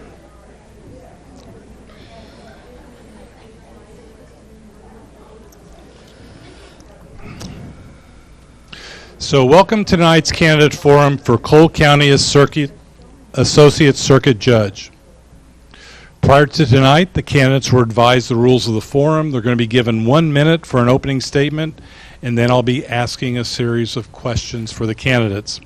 So let's just jump right into it, and we're going to introduce the candidates. So to my left is Cotton Walker. He's been serving as municipal judge for Jefferson City since 2011. He was previously municipal judge in Russellville. He's a Republican candidate for the seat. To my right is Galen Carver. She's a partner in the Jefferson City law firm of Carver and Michael. She was a law clerk for the Missouri Supreme Court Justice Mike Wolf and an assistant prosecuting attorney for former Cole County prosecuting attorney Richard Callahan. She's the Democratic candidate for the seat. The order for the opening and closing statements were determined before the forum. We're going to begin with Cotton. He has 1 minute for his opening statement. Thank you. Thank you very much, Gary. Good evening. I'm Judge Cotton Walker. I have practiced law in Central Missouri since 1991 when I graduated from University of Missouri Law School. And I've been a judge since 1994 when I was first appointed as judge in Russellville, serving that community, as well as serving as interim or appointed judge in Holt Summit, Jefferson City, and Lowman during the years I've served as judge. 1994 is more important for a different reason. That was the year I married my wife, Deborah Massengale Walker, who's here. And while it may be long forgotten when I was first appointed judge, I will not forget the anniversary. So I appreciate the opportunity as I've gone through the campaign to talk to citizens throughout Cole County, going door to door and going to the community events that we enjoy attending every year. And thank you for the opportunity tonight, Gary and the News Tribune. Thank you. Galen. So I'm Galen Rich Carver, and I grew up here in Jefferson City and graduated from Jefferson City High School. And can everybody hear me? Okay. And I am a partner right now at Carver and Michael, where I am continuing to practice law.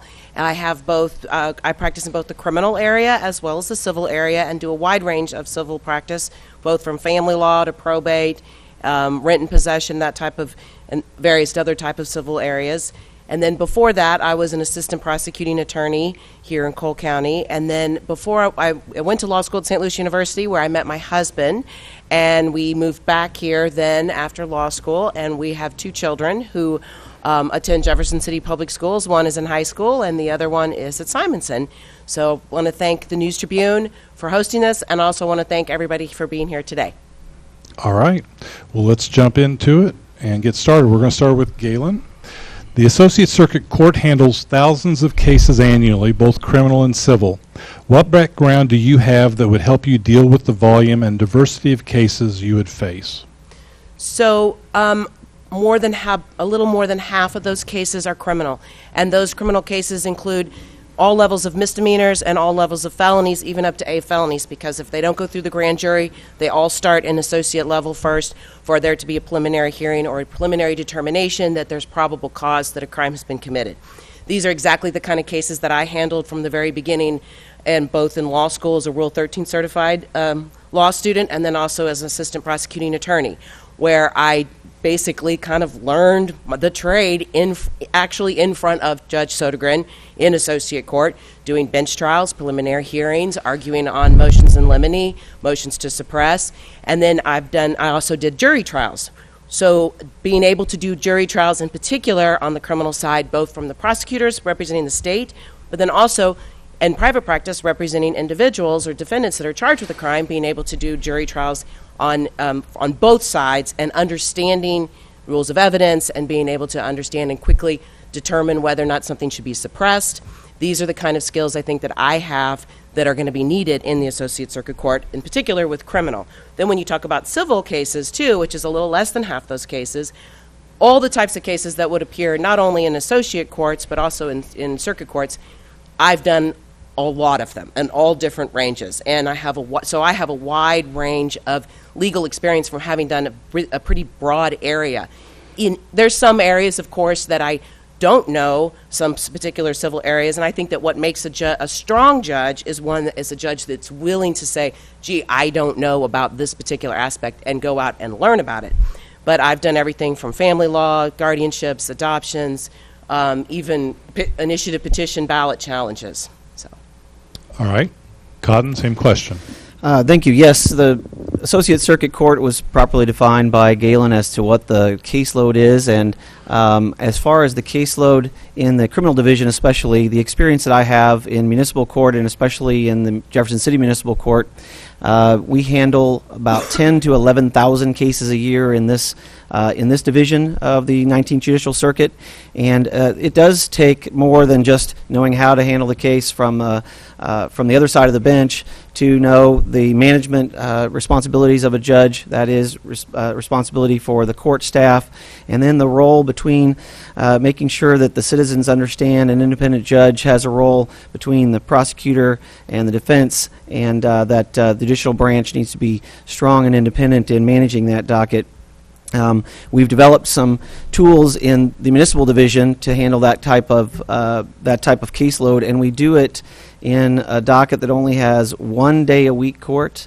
It's a long Wednesday usually, but and then we have added in the last year on every other Friday to help specific types of cases, those being licensing cases. My trial lawyer background is extensive, as is Galen's, as far as handling other civil cases and criminal cases. I've had jury trials. I've taken cases up to the Court of Appeals and all the way to the Supreme Court of Missouri. I feel confident that that background also helps me to manage a caseload such as you will in the associate division. All right. So a follow-up question to both of you in this regard. So for the layperson, they may not understand if you're faced with a criminal or a civil case that you may need to do research. So what goes into doing the research for a case? Cotton. Well, from the standpoint of the judge or a practicing attorney, I'd say that different judges have different styles on that, with what research needs to be done on individual cases. If there is a type of case that you're not sure what the law is, often you rely on the local bar to know what, to point you to the answer and know what that law is. And in fact, as officers of the court, they have the duty to notify the court of any relevant law to the individual fact circumstance. But absolutely, even though in the 19th Judicial Circuit there have been times when there have been law clerks or interns available to the judges in the circuit, the judge does have to take the time, sometimes after the evidence is all heard, to make sure that the right law is applied to the fact circumstance. Jury trials are a little bit different because you're more engaged in making sure the jury knows what their job is and the law that is applied to the individual facts circumstance. And so you're probably coming into a jury trial with a little better idea of what law applies in that situation, so you may not have to research after you hear the facts. But there are cases even in the municipal bench when even if there's closing argument from effective counsel on behalf of the prosecution and the defense, I still take the case under advisement or ask for briefing by the attorneys to clarify what they believe the issue of law is as relevant to the facts in an individual case. All right. Galen, same question. So there's two basic areas of law. One is statutory, and the other would be case law, because case law from the appellate courts, as well as from the Supreme Court, and then, of course, the federal courts, these are what we call precedent. And so you start by looking at the statutes and reading the statutes, and then you would look and research the cases that where other decisions have already been made that are similar or have similar aspects to whatever the issue is that you're researching. Now, like everything today, it's all electronic, and so now we don't have to use the big law libraries with all the books to look them up that way. We can actually do a search on Westlaw, LexisNexis, and you do the search, and all the information will come up, and then you can go through and figure out what it is that you need to know. So, like, this is, like, for example, what an attorney would do if I'm needing to legally brief a particular issue on behalf of my client to present to the judge. And the other side would do the same thing. So as a judge, if it's an area that I really don't feel 100% familiar with, I would have access to the case law, the research, et cetera, and I would do my own research too, just to make sure that the information that both of the attorneys have given me, not that I don't trust them, but it's you can always make a case say something that you want it to support your position. So I would want to look myself to make sure that this is what that aspect of the law is, if I'm not 100% familiar with it.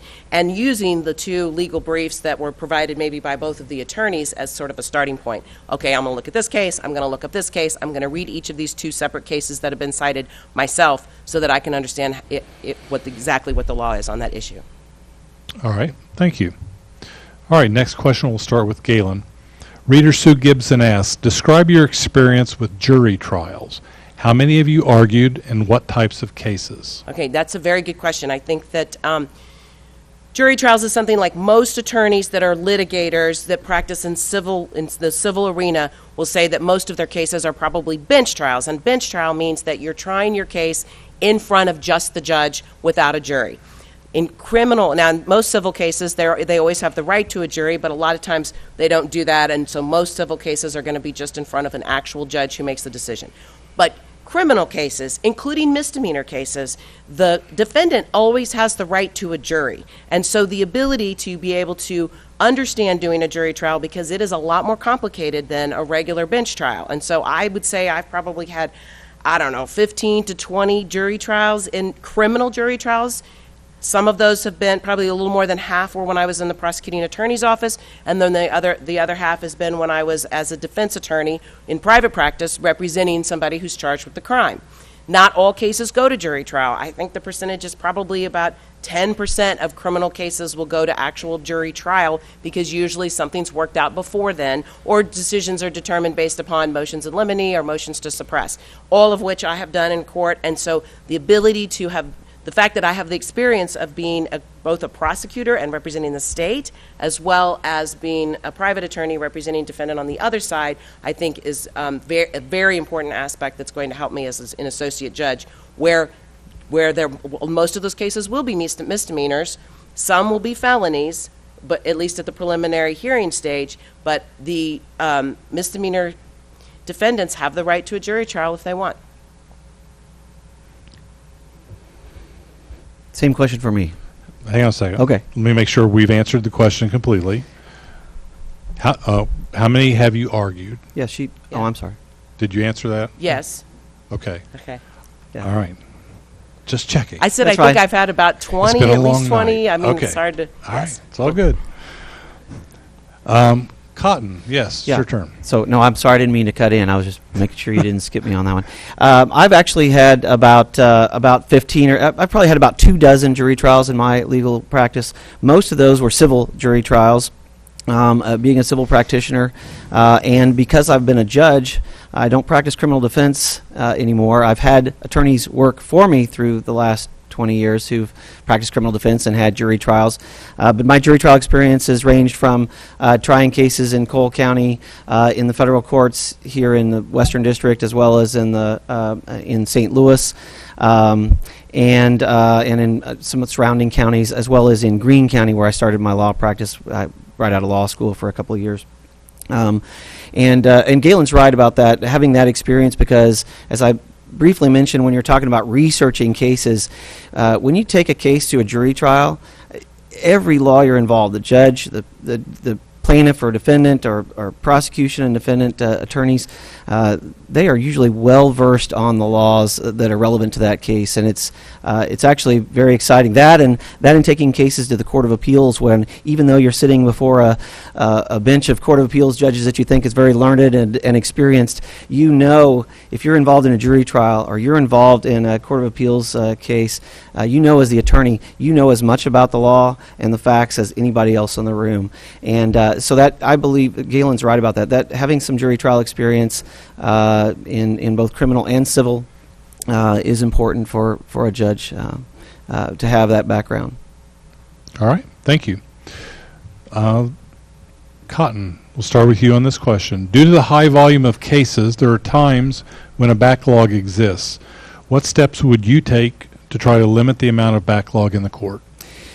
Well, at the municipal level, state court administrators doesn't look at us for time standards. There are time standards that apply to the circuit divisions, and to some degree, my understanding is that the 19th Judicial Circuit's gotten a little away from that for whatever reasons, not maybe towing the line so much on those time standards that are set out for cases to go to trial, civil and criminal. And so you do have to take some measures. And what I've done in municipal court is we have law days, if their attorneys are involved, law days once a month. And at those law days, I press counsel as much as I can, both for the prosecution and for the defense. I'm pointing over here because usually the prosecutor's sitting over here in this facility. But and the judge does have a role in the interest of justice to make sure that evidence doesn't spoil, witnesses don't die or move away. A police officer who might be a witness in a municipal case or a felony in Cole County or a misdemeanor in Cole County may change jobs or move away.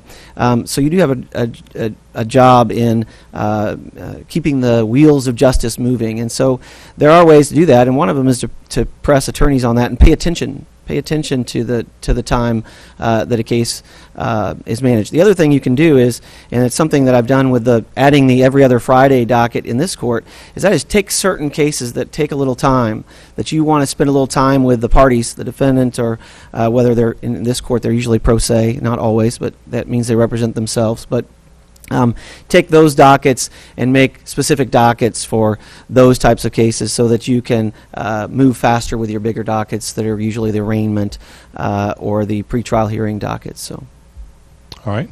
Galen, same question.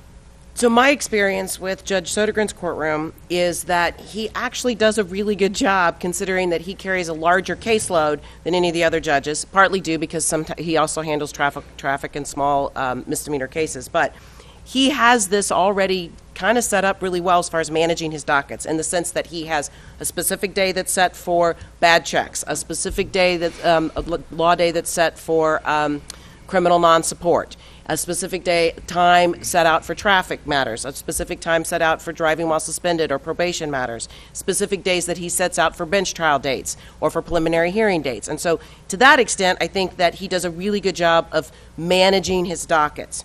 I think the backlog comes from, one, something that was mentioned the other one, which is that we only have 2 or 3 judges that are actually taking criminal cases right now because of the change of judge off of Beadham, which is going to fix itself.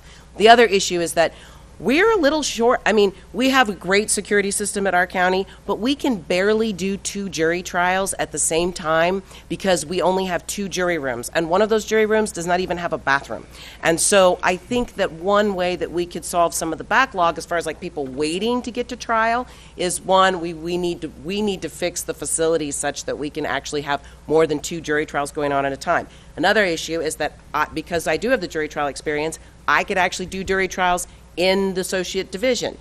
Felony criminal cases can be heard in front of an associate judge if both the state and the defense waive that right and ask for that. Then they can, so by having an associate judge that can and is willing to do jury trials would also help with the backlog. And then the other way that I could help with the backlog too is right now, I mean, I think it's like 40% of the cases are family law cases, and so because I do have a lot of extensive family law, juvenile cases, this guardianship, probate, I could take some additional family law cases, which would relieve some of the backlog for the other judges. Okay, so a follow-up question. So are you, in your answer, are you implying that Cotton would not be able to serve as a judge over a jury trial in that type of setting? No, you asked no, I'm not. Okay, I'm just trying to clarify myself. So, okay, I understand. Okay. All right, so Galen, this question goes to you. How would you assess what is working and what is not working with the current alternative courts? Do you see potential to improve or expand alternative courts within the circuit, and what would that look like? So, there's actually a committee, and I did this when I was an assistant prosecuting attorney, that reviews, and this was on the drug court, but sits down, reviews the applicants, determines which candidates could potentially benefit or would be successful from the alternative program, the alternative courts program.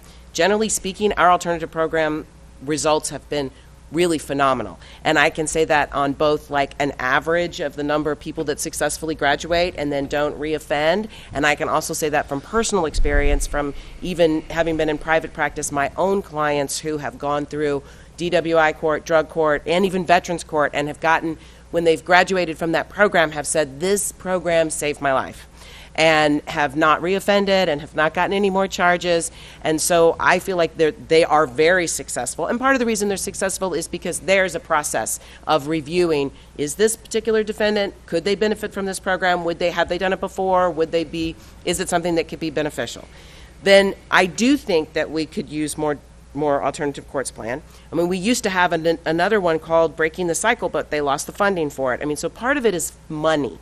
Like, I know when they first started the DWI program court in Callaway County, it cost $3,000. So for the defendant to participate, and that just takes out an entire huge segment of your community that now can't take advantage of that alternative program because they can't afford it. So part of it has to do with money, right? And then the other thing that, and so the other court that I think would be probably most beneficial is mental health court. our Cole County Jail probably has more people dealing with mental health problems than any other mental health facility in this county. So clearly, we need to, some type of a mental health court would probably be the next one that I would try to implement, depending on funding, because it can be expensive. But right now, we've been treating mental health as a criminal aspect rather than as a societal aspect, I feel like. Okay, so a follow-up, what is the expense to it of creating another court? Okay, so anytime, like for example, a DWI court, you have probation and you have a specific probation and parole officer that is designated and assigned to that court. Then you also have pathways or preferred that are providing some mental health services, whether it be AA, treatment, a treatment counselor if it's addiction issue, an alcohol addiction counselor. So there's those expenses. Then you also have, we have to staff it. We have a full-time staff that helps staff. I think he's over all 3 of the courts, but we have a full-time staff member that staffs it. So if you start increasing the number of people that are in it, you're probably going to need to add another staff member to help manage it, to accept the applications, to review it. Then you also have some transportation issues. You have people, the drug court itself or the DWI court meets, either one of them meets once a week, the other one I think meets every other week. And so you have people that have to, your people, the defendants that are in it, they have to be able to have the means to get there, get off work, show up. And in addition to that, there's also their AA meetings, there's their NA meetings, there's their probation and parole officer, the probation officer that it's assigned to that particular court. So there's these kind of expenses that, and treatment expenses that go along with it. All right. Cotton, same question. Well, the question, and I know that you asked the follow-up for funding, but the question about what's working in the treatment courts is most of the systems are working, and they are important in any community. I agree that, and we had the benefit of listening to the prosecutor candidates in here who both talked about, and as did Galen, about a mental health court would be the next natural step to add to the treatment courts in Cole County. And you do have to have buy-in from the prosecutor's office as well as the local defense bar to make sure that they remain effective and that they achieve the goal for the individual, but also the community. That the drop in the recidivism rate, the chance that they commit again a similar or another crime, is the goal for the community, and obviously the wellness, the treatment, the overcoming the addiction or the other issue is for the individual. And in our municipal court, we started a one-of-a-kind community partner program that models the treatment courts that are run at the state court level. And we've found a way through community partners and volunteers, including some who are just doing their job or doing it out of the goodness of their heart at no cost. There's no cost to the defendants. There's no cost to the city for the community partner program that we run in this court. And we have volunteers from some of the same agencies that Galen's identified, and it's not that we don't need that support at the courthouse level as well, but I think some of those ideas that we have in the community partner program here, which is a treatment program, can be carried up there. The other thing that you can do, and that we've done in the municipal level, is to use technology to let those people resource services. So that may mean that they don't have to come to court to get their treatment. For example, in Jeff City, we have the DWI portal program, which lets them counsel in a virtual world. So you can use the technology. All right, thank you. Next question will be with Cotton. What is the biggest criminal problem you perceive as facing Cole County? What can you do as a judge to address the problem? Well, and I know that, again, we have the benefit of listening to prosecutor candidates, and it's in reading your paper when we see that drugs are the biggest problem in Cole County, and that leads to violent crimes, whether it's from somebody that is known to the victim or whether that's somebody who's involved because maybe they have the addiction or something. I believe that the thing that I intend to do, most importantly, to make it clear to those who commit violent crimes, whether they're drug-related or not, is that if you commit a crime with a weapon, a gun or another weapon, that you're going to go to jail, that you're going to go to prison, that you have to be hard on those issues with weapons offenses.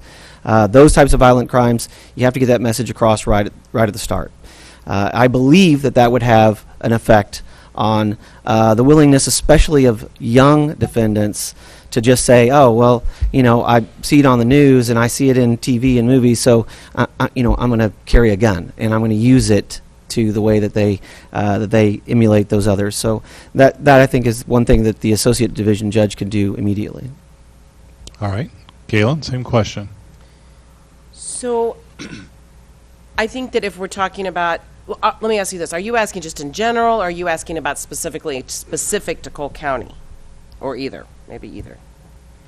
I was asking specifically about Cole County. Okay, well, I think that Cole County is part of a bigger picture here, and the bigger picture is probably the biggest problem facing the criminal justice system is drugs and drug addiction. And we've seen an increase in heroin. We saw that, I think, and it's my understanding and belief that the increase in the heroin use is based upon the crackdown on the precursors to make meth.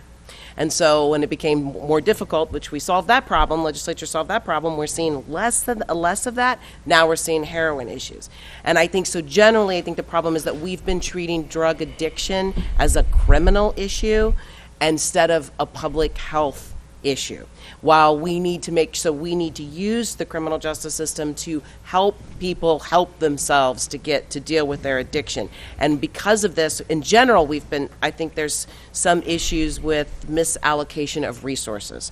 If we are spending taxpayer money and we're incarcerating people whose problem and crime is that they are drug addicts and possess their drug of choice, then instead of giving them the treatment that they need, which would be a lot cheaper than costing taxpayer money to incarcerate people, the majority of people that are incarcerated in the Missouri Department of Corrections right now are there on possession of controlled substance convictions.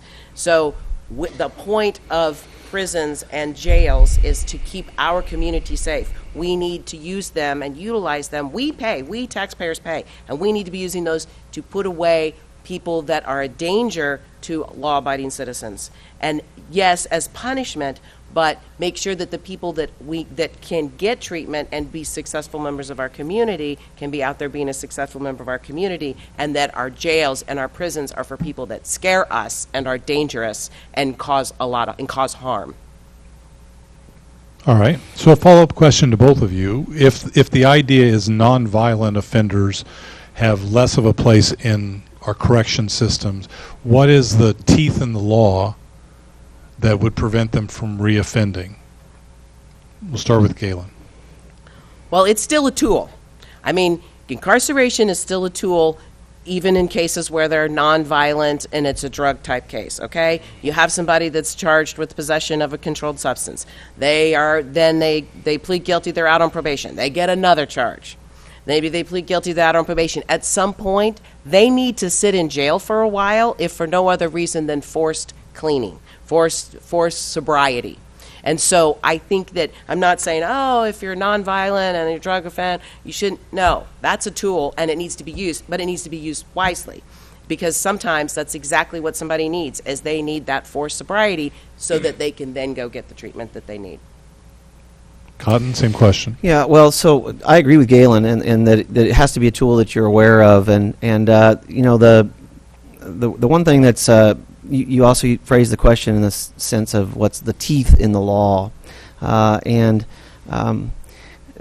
I believe in harsh sentences for violent offenders and for repeat offenders, whether they've been given that opportunity either at a treatment court or on probation. As Galen said, if they give an opportunity on probation and then they don't follow through or they recommit, then you need to use that tool. What I don't like is mandatory minimums for some of those crimes, because each case is different. You do have to listen and engage as a judge which ones need that treatment connection, whether they've had that treatment connection before. I have people in this court who come in, and that's one of the questions I ask when I'm referring them to one of the community partners for treatment or connection to services is, have they even had that opportunity before? And so many of our local citizens who may have those addiction issues or mental health issues have never been asked that question, never had that opportunity. All right. So a follow-up question to both of you to that question. So as a case comes before you, what are the guiding principles that are the foundation of the judgments that you make? Well, I'm not sure whose turn it is. That would be you. So I think I think a judge needs to reflect the community, and the way a judge rules needs to apply the law that is set by our community, if you will. It is literally in Jefferson City, with the legislature here in Jefferson City. Apply the law to each case, but also understand and be engaged in the community in a way that you understand what the expectations of the community are to those individual cases, and when it's appropriate to have a defendant be referred to either a treatment court or services or probation or 120 days shock with treatment in the Department of Corrections, or maybe they've exhausted all those opportunities and looked justice in the eye and said, I'm not going to do that. I had to make a hard decision in the last month on somebody who had violated probation and came into court with an attitude about it, no less, having given them the opportunity to not spend any time in jail.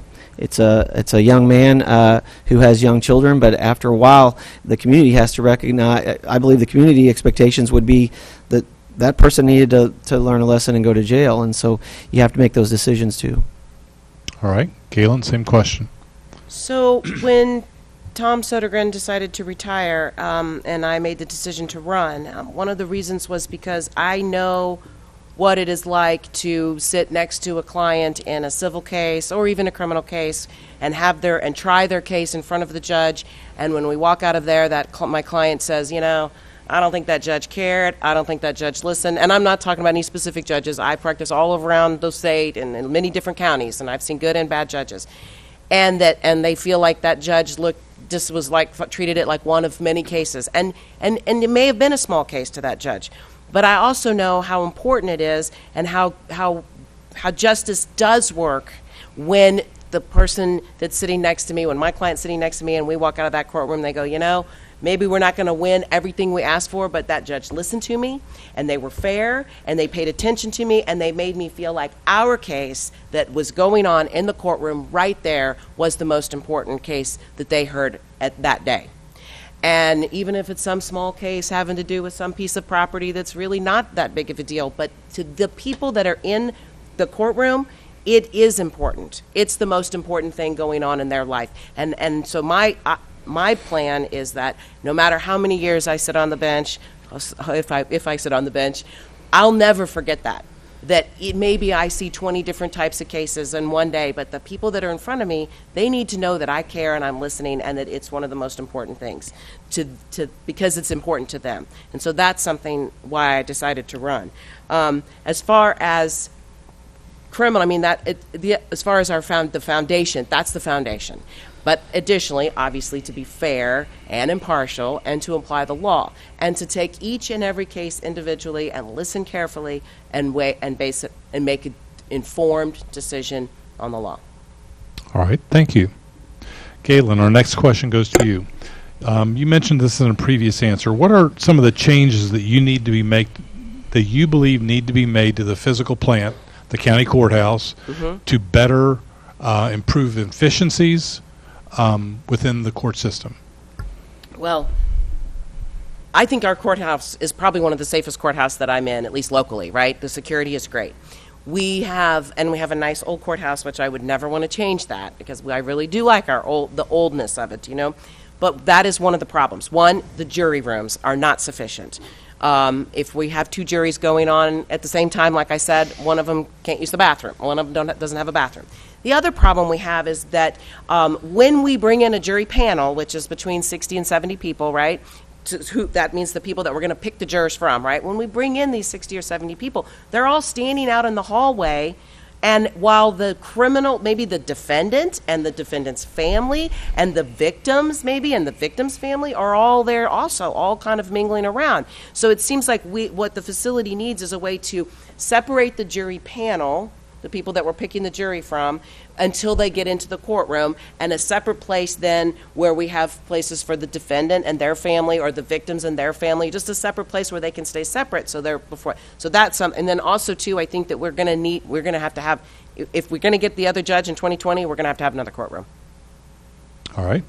Cotton, same question. Yeah, well, I agree, and unfortunately, to some degree, now we are talking about money. But I agree that Cole County, and I know that you've heard this from me, you've heard this from Galen, you've heard it in the other debates or public forums, that Cole County deserves and needs another division, and that the current courthouse would be a problem for that. Now, we remodeled the beautiful old courthouse about 20 years ago, when Judge Joyce was actually first on the bench. She held some of her trials in the library. Now, because of technology, like Galen was talking about earlier, we don't need a library per se as much anymore, and so we have remodeled that courthouse in order to accommodate the judges, but we need another one. One of the possibilities is a partnership with the city, who is building another courtroom, which could be used for jury trials.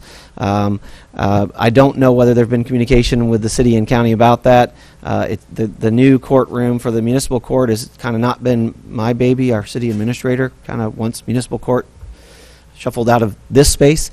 But Galen's absolutely right, especially when there are sensitive jury trials with all the litigants and the jury pool in the hallway at the same time. Even as a practicing attorney, you walk in for a law day, or you walk in for a different division, and you're walking by all these people, and they start talking to you because you know them, and things may be said, or conversations may be had that shouldn't be had by potential jury members. So that would be ideal, is to create that space for the for better handling juries. The security, it's not ideal in the way that you have to access the security, but our that is going to the basement and then back up a half flight of stairs, and until we do something maybe with the old jail space, there's really not much room for any more correction to that space for that ability. All right, thank you. All right, our last question. This came from a member of the audience here. As a judge, what was your takeaway from the Kavanaugh hearings? You get to go first. I guess we knew this was coming. So Cotton, we'll start with you. Well, I think it's fair. I think it's a fair question for the public to ask, and because that was played out over any medium that you could see, whether it's watching live that we can do and have been for a long time, but also on social media and immediate reactions. I think to a large degree the Senate lost track of the idea of advise and consent, and they wanted to turn, if you will, the primary witness against Judge Kavanaugh and the judge into criminal defendants both. And that's not what that process is supposed to be. There were some serious matters for the Senate to consider, and the other thing that I think that was a perversion of that process is you could watch it yourself, you could see what was said and heard, but then if you followed Twitter, 10 minutes later, somebody said, as fact, something just the opposite. And that's not how that process should work. And so in that regard, it was embarrassing for our country, regardless of the politics of whether you thought that that individual judge was qualified or did or didn't have issues in his background that the Senate should consider, whether the public should consider, that it's not for the public to select a Supreme Court judge. All right. Galen, same question. I think that my takeaway was that one of the things that Missouri is actually famous for in the legal community is that we have what's called the Missouri Nonpartisan Courts Plan. And that is how we get our Supreme Court judges, and that's how we get our appellate court judges, and then also some specific circuits have moved to the Nonpartisan Courts Plan. And this, I think, is probably made me realize maybe this is something they should do on the federal level too, because what our plan does, in fact, other states have adopted this plan, and they even call it the Missouri Courts Plan, because we were the ones that came up with it. And I think that what this allows is you have a committee that's made up of half attorneys, and half non-attorneys from the area where that particular judge is going to be practicing or sitting, and they review they accept the applications for anybody who's interested in that particular position. They interview them all, and then the committee together makes a decision of 3, and they nominate 3 people on the panel, 3 of those people that they've interviewed, and they send it to the governor, and the governor has to pick from those 3 people. And if the governor does not pick within a certain amount of time, it goes back to the panel, and they pick one of them. And so it assures that those 3 people that are presented to the governor are qualified, accepted, they've been vetted by attorneys and non-attorneys, and so it makes it less partisan, less about party line, if we were to do something along those lines, we wouldn't have seen all of this going on, and there would have been a committee that would have picked 3 qualified candidates that would have submitted those 3 names to the president for the president to choose from. So I think that's my takeaway from it, is maybe we need to look at that. All right. Thank you. At this point, we'll do our closing statements, and we'll start with Cotton. Thank you, and Gary, thank you again for conducting this forum as you did in the primary, and with all the other offices. I've tonight arrived a little bit late, so I didn't get to hear all of the candidates. I was conducting a truancy court after I finished my docket here at Municipal Court, working with our local school district and juvenile office to try to address, get to the root of problems with school attendance and achievement for students in our community. I've served as a municipal judge for 24 years, and through that, my leadership and ability on the bench has been recognized as I've served our community, and as a public servant. I've extended that to serving on the Missouri Municipal and Associate Circuit Judges Association Board for over 20 years. I recently completed 1 term as president, and with that and Supreme Court appointments to OSCA, work to train judges for the best practices for a strong and independent judiciary. And thank you again. Thank you. Gayla? While I believe that the type of experience is very important in your consideration for an associate judge, I have the broad range of experience, the jury trial experience from having been a prosecuting attorney, understanding from that aspect everything that goes with it, including search warrants, affidavits, motions in limine, all the other precursor things that come before you ever even get to a jury trial, as well as my civil experience makes me the candidate with the right kind of experience for this particular position. The other aspect I think that I have, though, is that before I went to law school, I was a teacher, and that gives me a non-legal perspective that it allows me to sort of see things from both a non-legal perspective that a lot of people don't have that went straight to law school. Not that there's any offense. I took a little break before I went on to law school.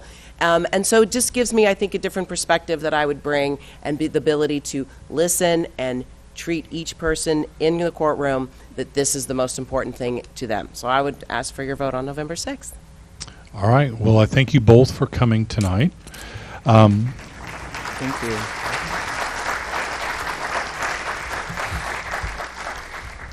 On behalf of the News Tribune, I'd also like to thank the city and JCTV for their assistance in holding and broadcasting these forums. In addition to stories about these forums, in tomorrow's News Tribune, we'll have a variety of other means by which you can become more informed about these county races. We'll be asking candidates questions that we didn't get to tonight.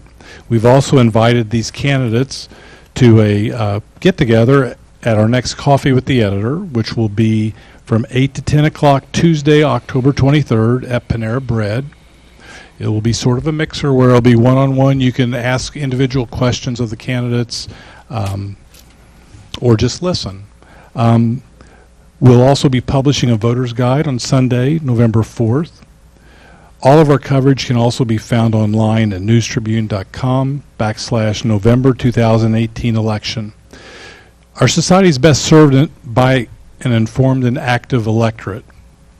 That's what's driving our coverage of these races, why we are holding these forums, and I would encourage you as a voter to take advantage of these resources, then get out to vote on November 6th. Again, thank you for coming tonight, and have a good night. Thank you. Thank you.